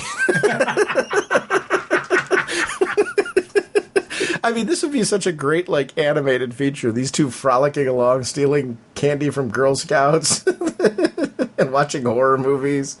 I love that we go back to his childhood, and the Joker's got his own little fiction going. I had many close friends. I don't think that's his fiction, though. I think he was just implying. But you see him as a kid, that puppet was there. So This really was his, I guess, revisiting his childhood of sorts. But part of me thinks that some of this is real because Jack, as they're developing these, horrible devices, Jack starts to evolve and gain, a sentience, right? Because Jack committed suicide at the end, right? Yeah. Oh, definitely Jack was, he realized what he was doing. Well, again, what did Jack actually exist? Was there, or was Jack another person? With how can a monkey develop the sentient? How can he actually develop that intelligence? I don't know. But it's and to be honest, I'm not even ranting or raging about that because it's a Joker story. Because to be honest with you, how does the Joker do half the stuff he does? There's always a little bit of a when you're dealing with the Joker. So maybe something in the gas increased his intelligence. Maybe this is all fantasy. Maybe it's a person, not actually a monkey. Maybe none of this happened. I don't know. And it's a coolness, but the ape there definitely realized what was going on. That was a suicide. That was instead of hanging out with the Joker anymore, he's like, this is a better way to go. Would you have read a Jack and the Joker miniseries as much as I would have? Jack and Joker, the early years. Yeah, I would have read a miniseries of this. They could have given me fine details on this relationship, and I would have continued reading this. I was glued to this. Andy Kubert did the story, right? I think, if I remember correctly, and I might be wrong on that, but I don't know. It's just a great story. I just really enjoyed everything about this tale. And I can't help but wonder, are we going to see Jack again? It was Andy Kubert. Andy Kubert, yeah. Did the story, and Andy Clark on the art with blonde on colors. It's just a great story. It's great to see, the classic Joker look in the New 52. Yes. Because we were stepping back on this one. What a great story. And how could you not have the Joker? Well, you definitely had to. And this was one of the ones where I was really glad they didn't have the direct connection or feed through into Forever Evil, because the mystery of where is the Joker still remains. The mystery of what actually happened to him is still out there. This is a story from the Joker's past. This is just a glimpse into the life, and this is just a really cool Joker story. You can sit it on its own. It doesn't have to be Forever Evil. There's not the tie-in connection. This is a great usage of that. Did you have a favorite story out of all these? Well, I love the Two-Face one. Of course, the ventriloquist, and I gotta say, Deadshot was a really cool one. Poison Ivy, I sang for that one. But I gotta go with, for me, just because I had so little knowledge and so little understanding of who Darkseid was, that the Darkseid one was my favorite one for this, just because I really got so much out of it. I got this, it made me really enjoy that character, connect to that character, and it was a character I didn't know. So for me, that was the right time, and it was a great story that was being told. So out of all those, that gets my top pick. But you've heard me rant. I don't think I had any story in this mix that I would say was a miss. These were all really cool stories, and I'm excited to really dive into the ones that I didn't get a chance, that I did the quick read through on. So this has been a solid week of reading, and I'm excited and looking forward to when next week's box gets here, which should be tomorrow. I'm hoping. I probably not going to wait. I'll probably jump online, order a couple of these digitally, just because I'm jonesing for more. Yeah, I can actually do my top 3 in order. The Ventriloquist, which just blew me away. I thought that was really cool. Followed closely by Grodd, because I really love Grodd and I love the handling of that. And right behind that was Green Arrow. I really liked the Count Vertigo issue. I loved his family story. And I'm agreeing with you, though, that it's like somebody else could have a very different list, and I wouldn't argue with it in an instant, because there was not a wasted read this week. Every single one of them was just a compelling and interesting look at character. And any time that writers have an opportunity to really delve into telling strong character stories, and you're right, they weren't chained to having to tie it into Forever Evil, which would have been a huge mistake. Because that Joker story, for example, was a great one that was an awesome standout, and there was no reason for that to be anything other than the total nonsense that it was. And that's what I have trouble not putting that in my list. It's definitely in the top 5 because that was a fun read. Oh yeah, that was a great read. I mean, it was honestly just a great week. It made me excited for this week's reads, to read for week 2, and that's what comics should do. And I really, this experiment this month that they did was a success. It's doing everything to reinvigorate me. You need that to happen every so often in comics. Yeah. Just shake it up a little bit, get us talking, get us all excited, and then, throw us back into where you're going next. And this did a tremendous, tremendous job of it. It just shows that there's just a lot of creative talent out there in comics today to be able to deliver these kind of stories, and just a fun week. I can't wait to talk about next week's. Hope this craft can withstand this powerful force. Hi, Sean and Jim. This is Smike, Comics Freak, on the forums and on Facebook. And I just wanted to call in and say I have loved your last couple of episodes, particularly the ones really focusing on Trinity War and Forever Evil. I have to say I am really liking DC right now. I was really excited after Flashpoint 2 years ago, and then it kind of waned about a year into it. And I think DC has really pulled it together and made an incredible event with Forever Evil and Trinity War. I'm very excited for the next issue of Forever Evil. I particularly really like the reintroduction of the Crime Syndicate, and a good version of the Crime Syndicate. I really never liked the Quardian antimatter versions of the Crime Syndicate, but this version seems like a good antithesis to the Justice League. Like you, I'm really curious about who's under the hood that they brought through, and I'm also hoping that it's Ray Palmer. I think it would make sense why they would send Atomica through to our Earth 1 universe, or New Earth universe, whatever you want to call it, given that there really was no version of the Atom in the current DC universe yet, and it might be easier to infiltrate that way. So I'm really hoping it's Ray Palmer, because it would be great to get the Atom back in the DC universe. Or Ryan Choi.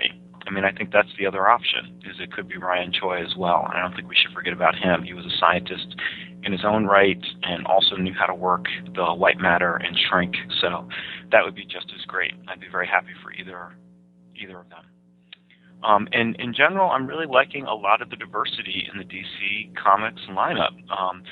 I'm loving All-Star Western. I've never been a Western person, and I have to say I'm enjoying the Jonah Hex storyline right now, and it's just incredible.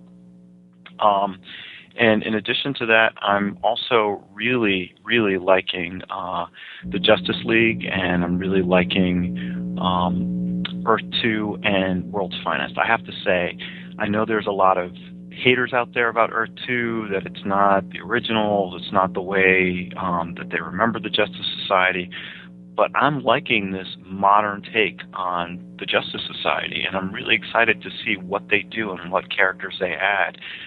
There's a lot of mystery to it, like Fury. I'm really curious to see what happens with that character, with Scott and Barda. I think it's just great. And my hope is that Earth 2 sticks around for a while, and maybe we get a mini-series within Earth 2 about that Earth's Justice Society. I would love to see the foundations of that world's trinity, Batman, Superman, Wonder Woman, and the beginning of Helena as Robin, and Kara as Supergirl or Superwoman on that Earth. So I'm really curious about that Earth. And I'm loving World's Finest with Power Girl and Huntress. It's so great to have those two back together. It's so great to have them feel like the originals that we know from the Silver Age. And I'm also really curious if they're going to fold in to the Forever Evil storyline. I think it would be a natural fit. And if it turns out to be like Crisis on Three Earths, with this Earth, Earth 2, and Earth 3 kind of battling it out, I would love that. I think that would be phenomenal. So DC is just hitting all the right marks for me right now in general. There are a couple of weak spots. I have to say I'm not liking the Teen Titans.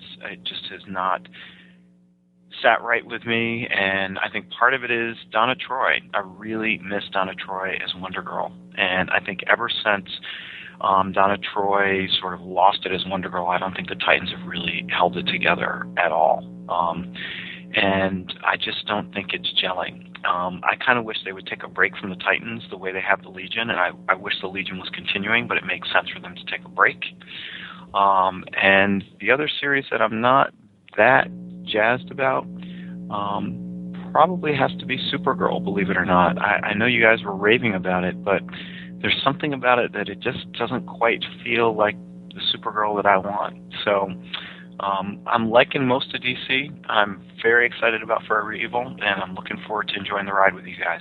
So thanks for your work, and keep up the good work. Thanks.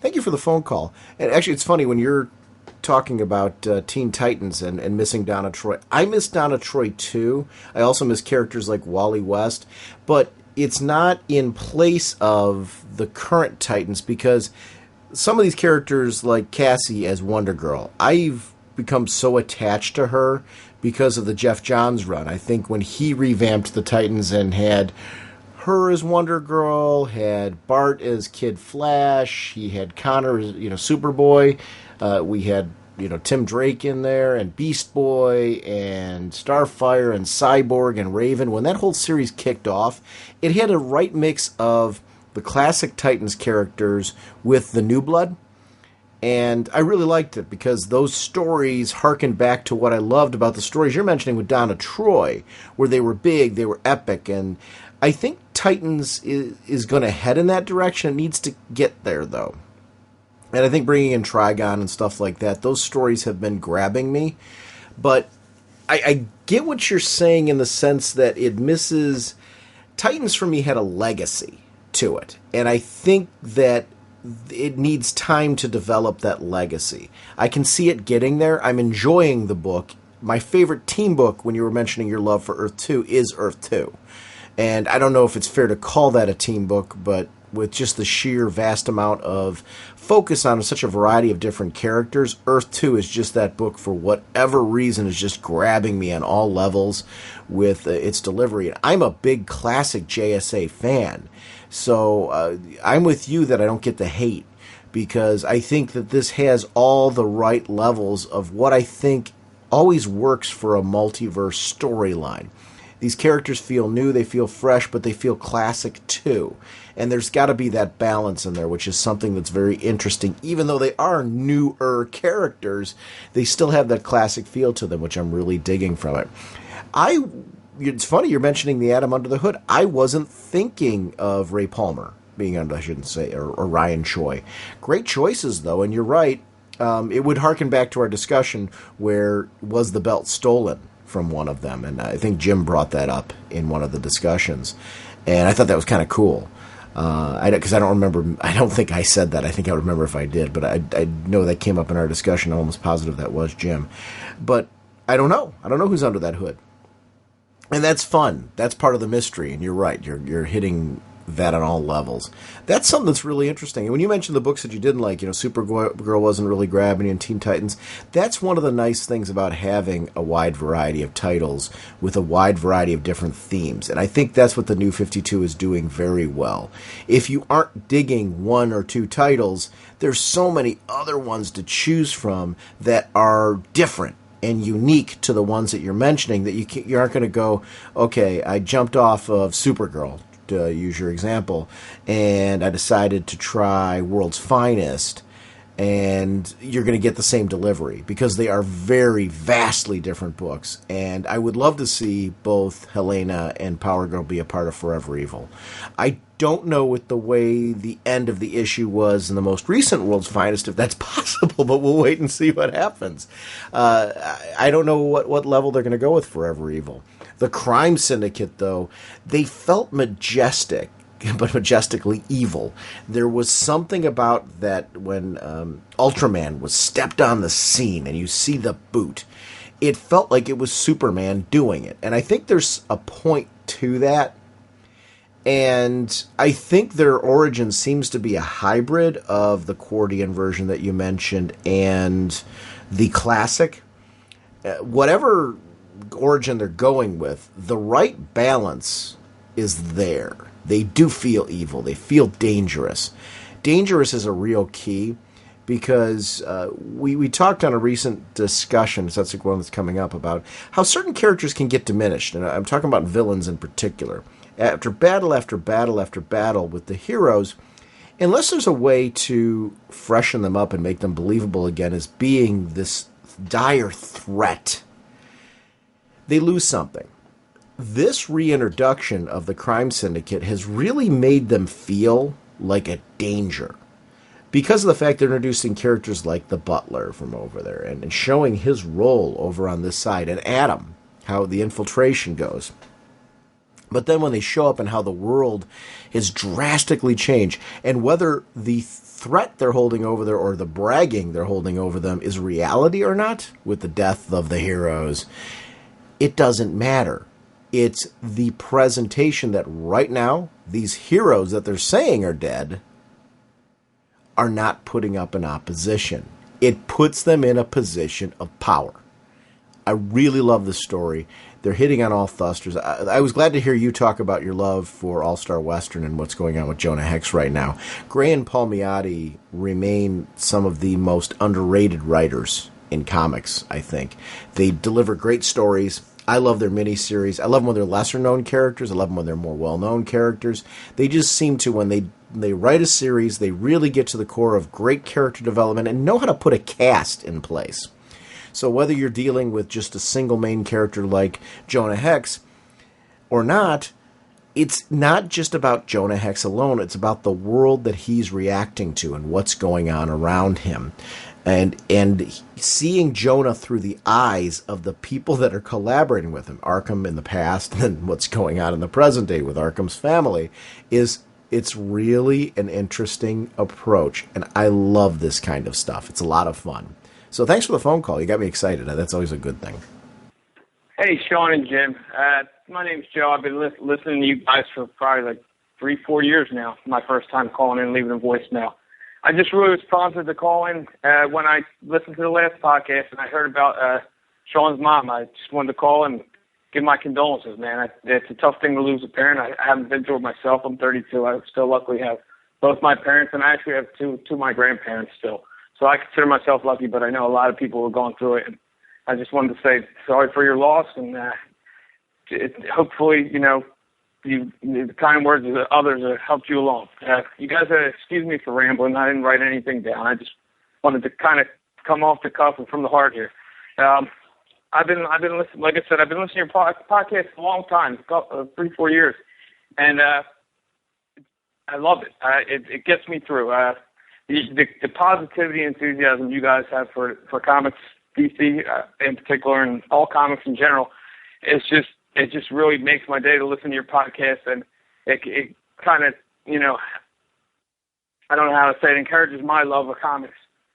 And I just want to tell you, I'm not really a huge DC guy after New 52. I still love, certain books. I'm still getting Batman and Robin, Aquaman. I still read Batwoman and Wonder Woman. But that's about it. And I was getting almost the whole line before New 52. But just slowly but surely, I've been disappointed in some of the books. But even though I don't read most of the books, I still love listening to your podcast. As I got older, like I said before, I'm 32. I all growing up, I always had a couple friends who were in comics, but as I got older, either we grew apart or they grew out of comics. Kind of the last one left. And my girlfriend, who I've been seeing for a year now, she got into the comics a little bit. She just likes to read, so every now and again, I'll toss her a comic. She really likes Why the Last Man, and she's reading that Revival now, which is a really good book. I'm sure you guys are taking a look at it. But it's nice to know, even though I don't have a lot of friends who collect, it may sound weird, but I consider you guys my friends. So I just want to say thanks. Sorry for rambling on. I hope this gets through to you guys, and I hope it means something to you, Sean. Jim, sorry to leave you out, buddy, but, I don't know. Again, I just want to say I appreciate everything you do. You guys are, I consider you, even though I've never met either of you, I consider you guys friends in the realm of comics. And again, sorry for rambling, and really appreciate it. Keep it up. That was not rambling at all, and it was totally caught with the intention that you meant, that it was coming from the heart and a supportive friend. Honestly, I feel the same way about the listening audience and the friends that we've made, whether people listen casually or they listen all the time. There's been a lot of times where I've run into people at conventions, and, it'll be like, I've listened to an episode of your show, meaning they don't listen all the time, but there's that connection, like you're mentioning, with the fact that we're comic fans. We have, whether you're reading all of what I'm reading right now or not, you're mentioning books like Revival and Why the Last Man. Both are great books. And that's the kind of stuff I love when people call in and just say, hey, these are, a couple things. My girlfriend's digging this right now. I'm digging this right now. And those are great calls, because in that recommendation there, for somebody who's, got a girlfriend who they're like, hey, she wants to read, but the books that I'm reading aren't interesting to her. Those are good recommendations of titles to say, hey, my girlfriend digs these, it might be something for you to pass on. And it's kind of cool to have that kind of energy. But I really appreciate that. And comics was something always my mom supported. And it really was, it goes to the root of, my mom always supported me being me. And it sounds like you have a friendship base that does that. We've all become a friendship base that does this for each other. We use this to escape from life's, the things that, drive us crazy. And as people know, the show has been kind of, I don't want to say sporadic, but, I've had to delay a couple days here and a couple days there. And it really is because I've got still family things that I'm dealing with because of what happened with my mom. And they're normal things that you deal with. Actually, things are going really well. And I really appreciate the support of the fan community, of the show, the friends, whatever you want to call each other, the bulleteers, the raging bulleteers. I just really appreciate that. I do consider everybody who I've either met or even just takes the time to listen to the show. There's something when you are a podcaster to know that your show is of some value to somebody, that even if you don't have that contact, like you said, it's the first you've been listening for years, first time you've called in. We haven't had that contact, but we have, by the fact that you've been there and you're part of the people that make it worth Jim and I doing this, because we know you listen, and there's some part of this show that you find of value. And that does mean a lot to us. And this is more than a hobby to me, this podcast. I take it very seriously. I really enjoy coming and recording this and airing honest feelings about comics, because I think there's room for people who are just fans and are very happy to be fans of comics and aren't afraid to shout that out, because I think that's something that's needed in the comic community right now, because I look at sales numbers of comics and I really want the word out of great books, and I'm glad you shouted out too that you're really enjoying right now. And it meant a lot to me that you took the time to just do kind of a random emotional response as a friend to just say, hey, I'm here for you, man. It meant a lot. So thank you. That was cool. And I hope you call in again. How's it going, Sean, Jim? This is Brandon calling out New Orleans again. Yeah, got a little different topic actually for us this week. I'm kind of behind in my comic book reading. Been sick for a couple of weeks. Haven't made it out to the stores. And haven't gotten anything new lately, but I just finally watched last week's episode of Breaking Bad, so I am completely geeking out with this last season. I know it's not DC related, but there's a lot of rumors that Bryan Cranston's going to be Lex Luthor. I'm pushing some of those rumors, hoping that it could be true, because I've been on board with this show from the beginning, and I gotta say, I don't know if you guys are watching it, but if you're not and you have the time, anybody out there, go back to season 1, give this show a shot, because, man, in 5 seasons, they have gotten me hook, line, and sinker. I don't think I've ever been as devoted to a show like this since The Sopranos. And when I say it has led to some intense, epic build-up, there's 3 episodes left, and in the show, there's, your main 2 or 3 characters. You got your Walter White Heisenberg that everybody knows, Bryan Cranston. He's your big bad. You have another, his brother-in-law, a detective. You got his wife, his sister-in-law, his son, and the guy that he has his old student, which is kind of funny. You being I think you, I don't know if you're still teaching. I know you were a teacher, but he had a former teacher that he took on and created this drug empire with.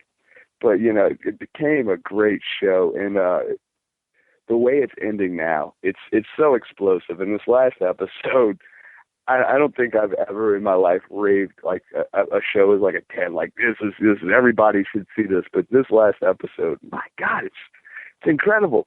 You guys got to jump on it. You got to see it. And the writers, the creator Vince Gilligan, this guy is masterful in what he's crafted with this show and this character.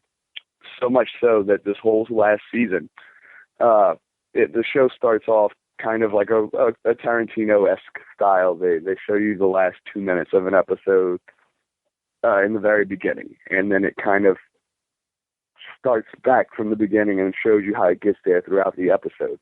Well, they've done that with the whole last season. In the beginning of this season, you see Heisenberg, in a very different position, and he's different because he's given his ID. It's a different birthday. He's got some hair. It's a whole different look.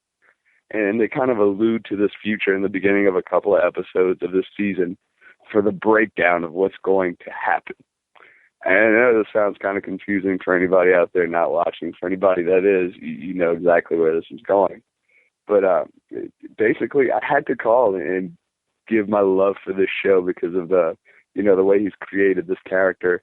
So much so to the idiosyncrasies of he's a bad guy. And if you love bad guys, this is the show to watch, because this was a descent from a guy that was good and had some good intentions in what he was doing in the beginning, and just made those bad turns. And every time he made them, he broke himself, and he broke himself, and he broke himself down.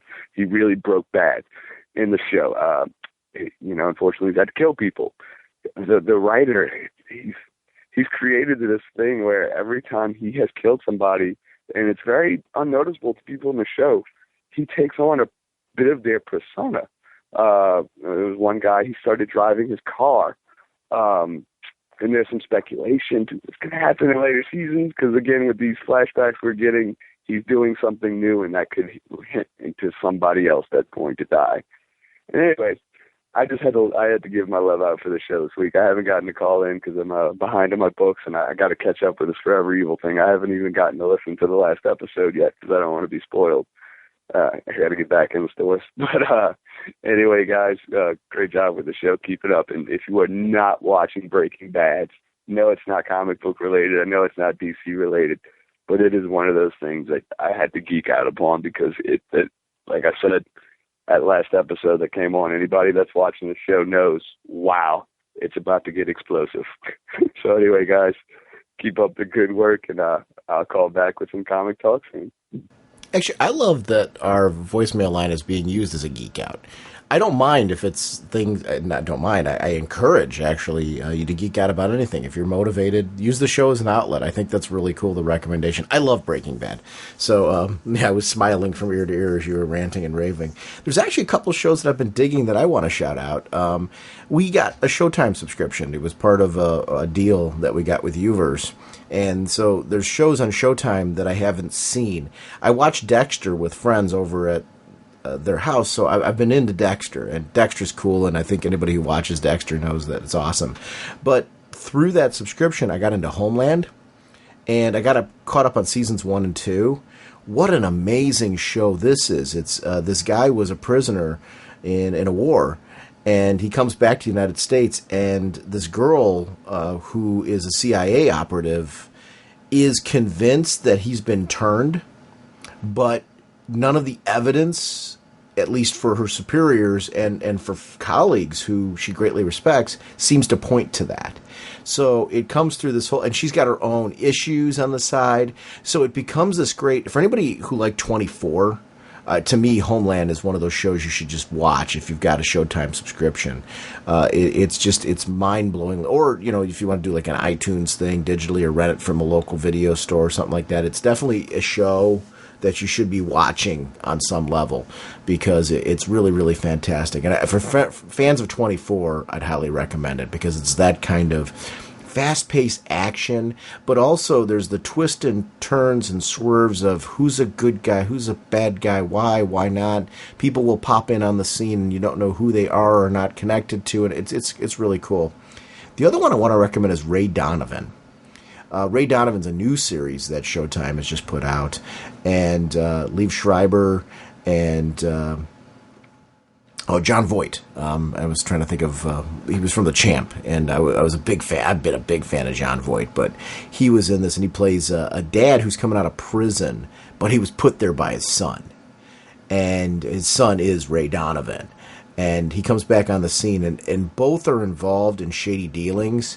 And if you're a fan of The Sopranos, you really should be watching Ray Donovan. It's one of those kind of shows where it's really strong, gritty character development.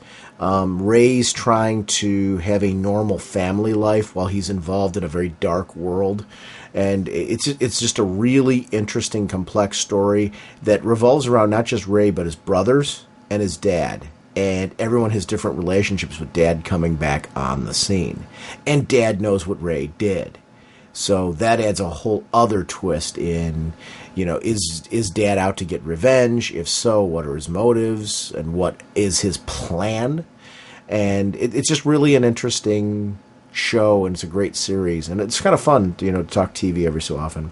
And this kind of stuff kind of fills me in for right now while I'm getting ready for things like S.H.I.E.L.D., the new S.H.I.E.L.D. series to be coming on, and Arrow, which are shows that I'm really excited for. But there's a lot of great TV out there, and it's a cool time to be a TV fan because of the writing, and that's really the great thing. There's some terrific writing and acting coming out of the TV end of things that are just super exciting.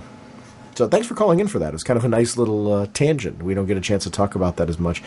Jim and I are going to get back to doing some of those pop culture and whatnot episodes when things get a little bit more stable on our end here. So it's really focusing on the DC, because our show is a DC Comics fan podcast. So we want to make sure our main content when we're recording for you guys is really focused on that. Those pop culture and whatnot shows that we do are meant to be bonus shows in months when we're kind of like on a normal schedule. I always want to try to get in 4 regular shows a month and then do one of those. So we will get back to doing some of those as the year goes on. We just got to get our regular schedule a little bit more stable at the moment. We actually as of this recording, we have this current episode and the next episode already recorded. So we're a little ahead of the game now, which is the reason why there was a little bit of a delay on this show. It did give us a chance to get a little bit of ahead on the podcasting thing, which is a good thing for us because it's going to get us back on which Jim and I have deeply wanted to do, get back on a regular, normal schedule with you guys. And I want to thank everyone for their support and patience, knowing what was going on my end. The community here has just been really fantastic. And speaking of the show voicemail line, the show voicemail line is 1-440-388-4434. Or Dr. Norge on Skype. That's always available on our show website in the About Us section. It's available in the show notes of every episode, which means it's on the main page of our site in that area. We welcome you being a part of the show. Anything you want to geek out about, any comments that you have about us, about the podcast, about anything, we want them to, to let this be your avenue. So feel free to call in about anything and use our show as an outlet. I love the community aspect, and I love hearing from you guys and what you're thinking. So it's great. So thanks for everyone who called in. Reaching melting point. Not sure we can make it. I want to shout out our show website, ragingbullets.com. That's really the go-to source if you want to know what's going on with the podcast. We also have a great column that comes out regularly from Jim Durden, Direct Currents 2.0. But it's also the spot where, throughout the week, I like to update you guys, hey, this is what we're doing for the next couple episodes, or this is where we're thinking of going. Because people want to know, where's the show going? What kind of content do you have coming your way? When's the show going to be released? I also update people when I'm editing, so you can kind of know, hey, where am I at in the process? So you can kind of plan out, when you want to download the show and things like that. So that's the place to go to for that. I do link that to Twitter. So if we have a Twitter account where every time there's an update to the website, I shoot it out to Twitter. So that's a great way if you want to follow the podcast that way and see what's going on our website. You can do that as well. We have an amazing Facebook group, which has grown so far beyond the show. It's really got a life of its own.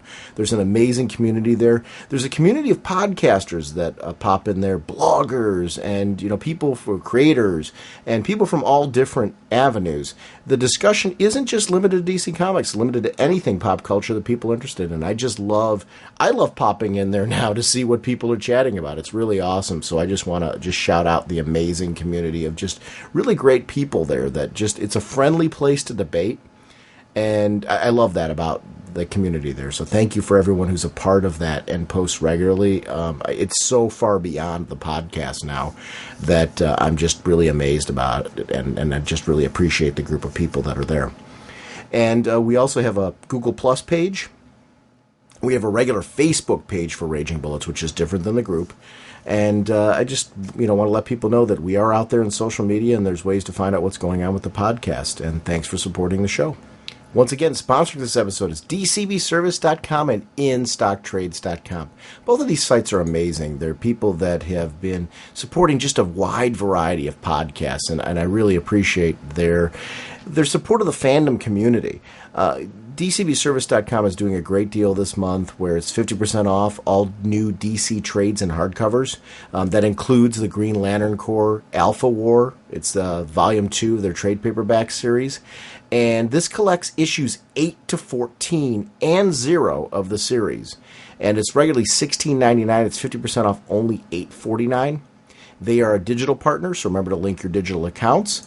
InStockTrades.com is doing a 45% off DC Comics sale. And this is anything from current releases straight on back. I'm looking at the unwritten hardcover. It's Tommy Taylor and the Ship That Sank. This is a 50% off book. This is a hardcover. It's only $11.49. They just have amazing deals throughout the site. It's across comics. Neil Gaiman, fortunately, the Milk hardcovers up there. That's only $8.99. So, if you're a fan of comics and just the comic book culture, and there's things that you've been wanting to read that you haven't had a chance to get to or haven't had the budget for, DCBService.com and InStockTrades.com are the sites to go to be able to save some money and to maximize the potential of what you can read and support in the comic book community. One of the cool things I like about InStockTrades.com, orders of $50 or more give you free shipping. If you've got friends locally and you want to bundle together, get a bunch of trades together and save on that shipping. It's a great way to get more comics and not have to deal with the shipping cost as well. Because by the time you're done with shipping, usually that's almost another trade Or, that $8.99 Game & One, it's almost a hardcover. I mean, how cool is that? So definitely consider doing that way.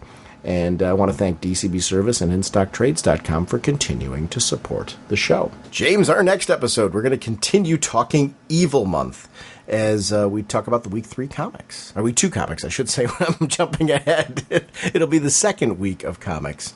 And I'm excited to see what they're going to do this week. So we will see everyone then. Bye!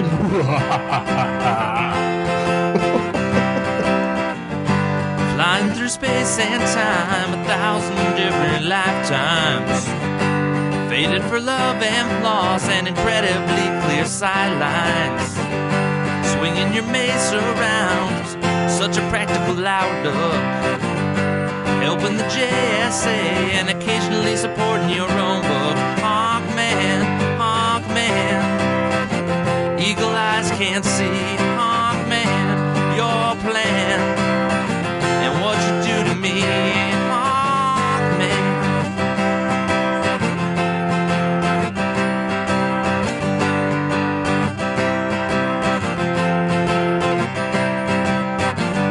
The villains are closing in, be they Thenengard or Egyptian. Working so hard to thwart you and Hawkgirl's mission. The odds are not on your side, and danger seems to stack up.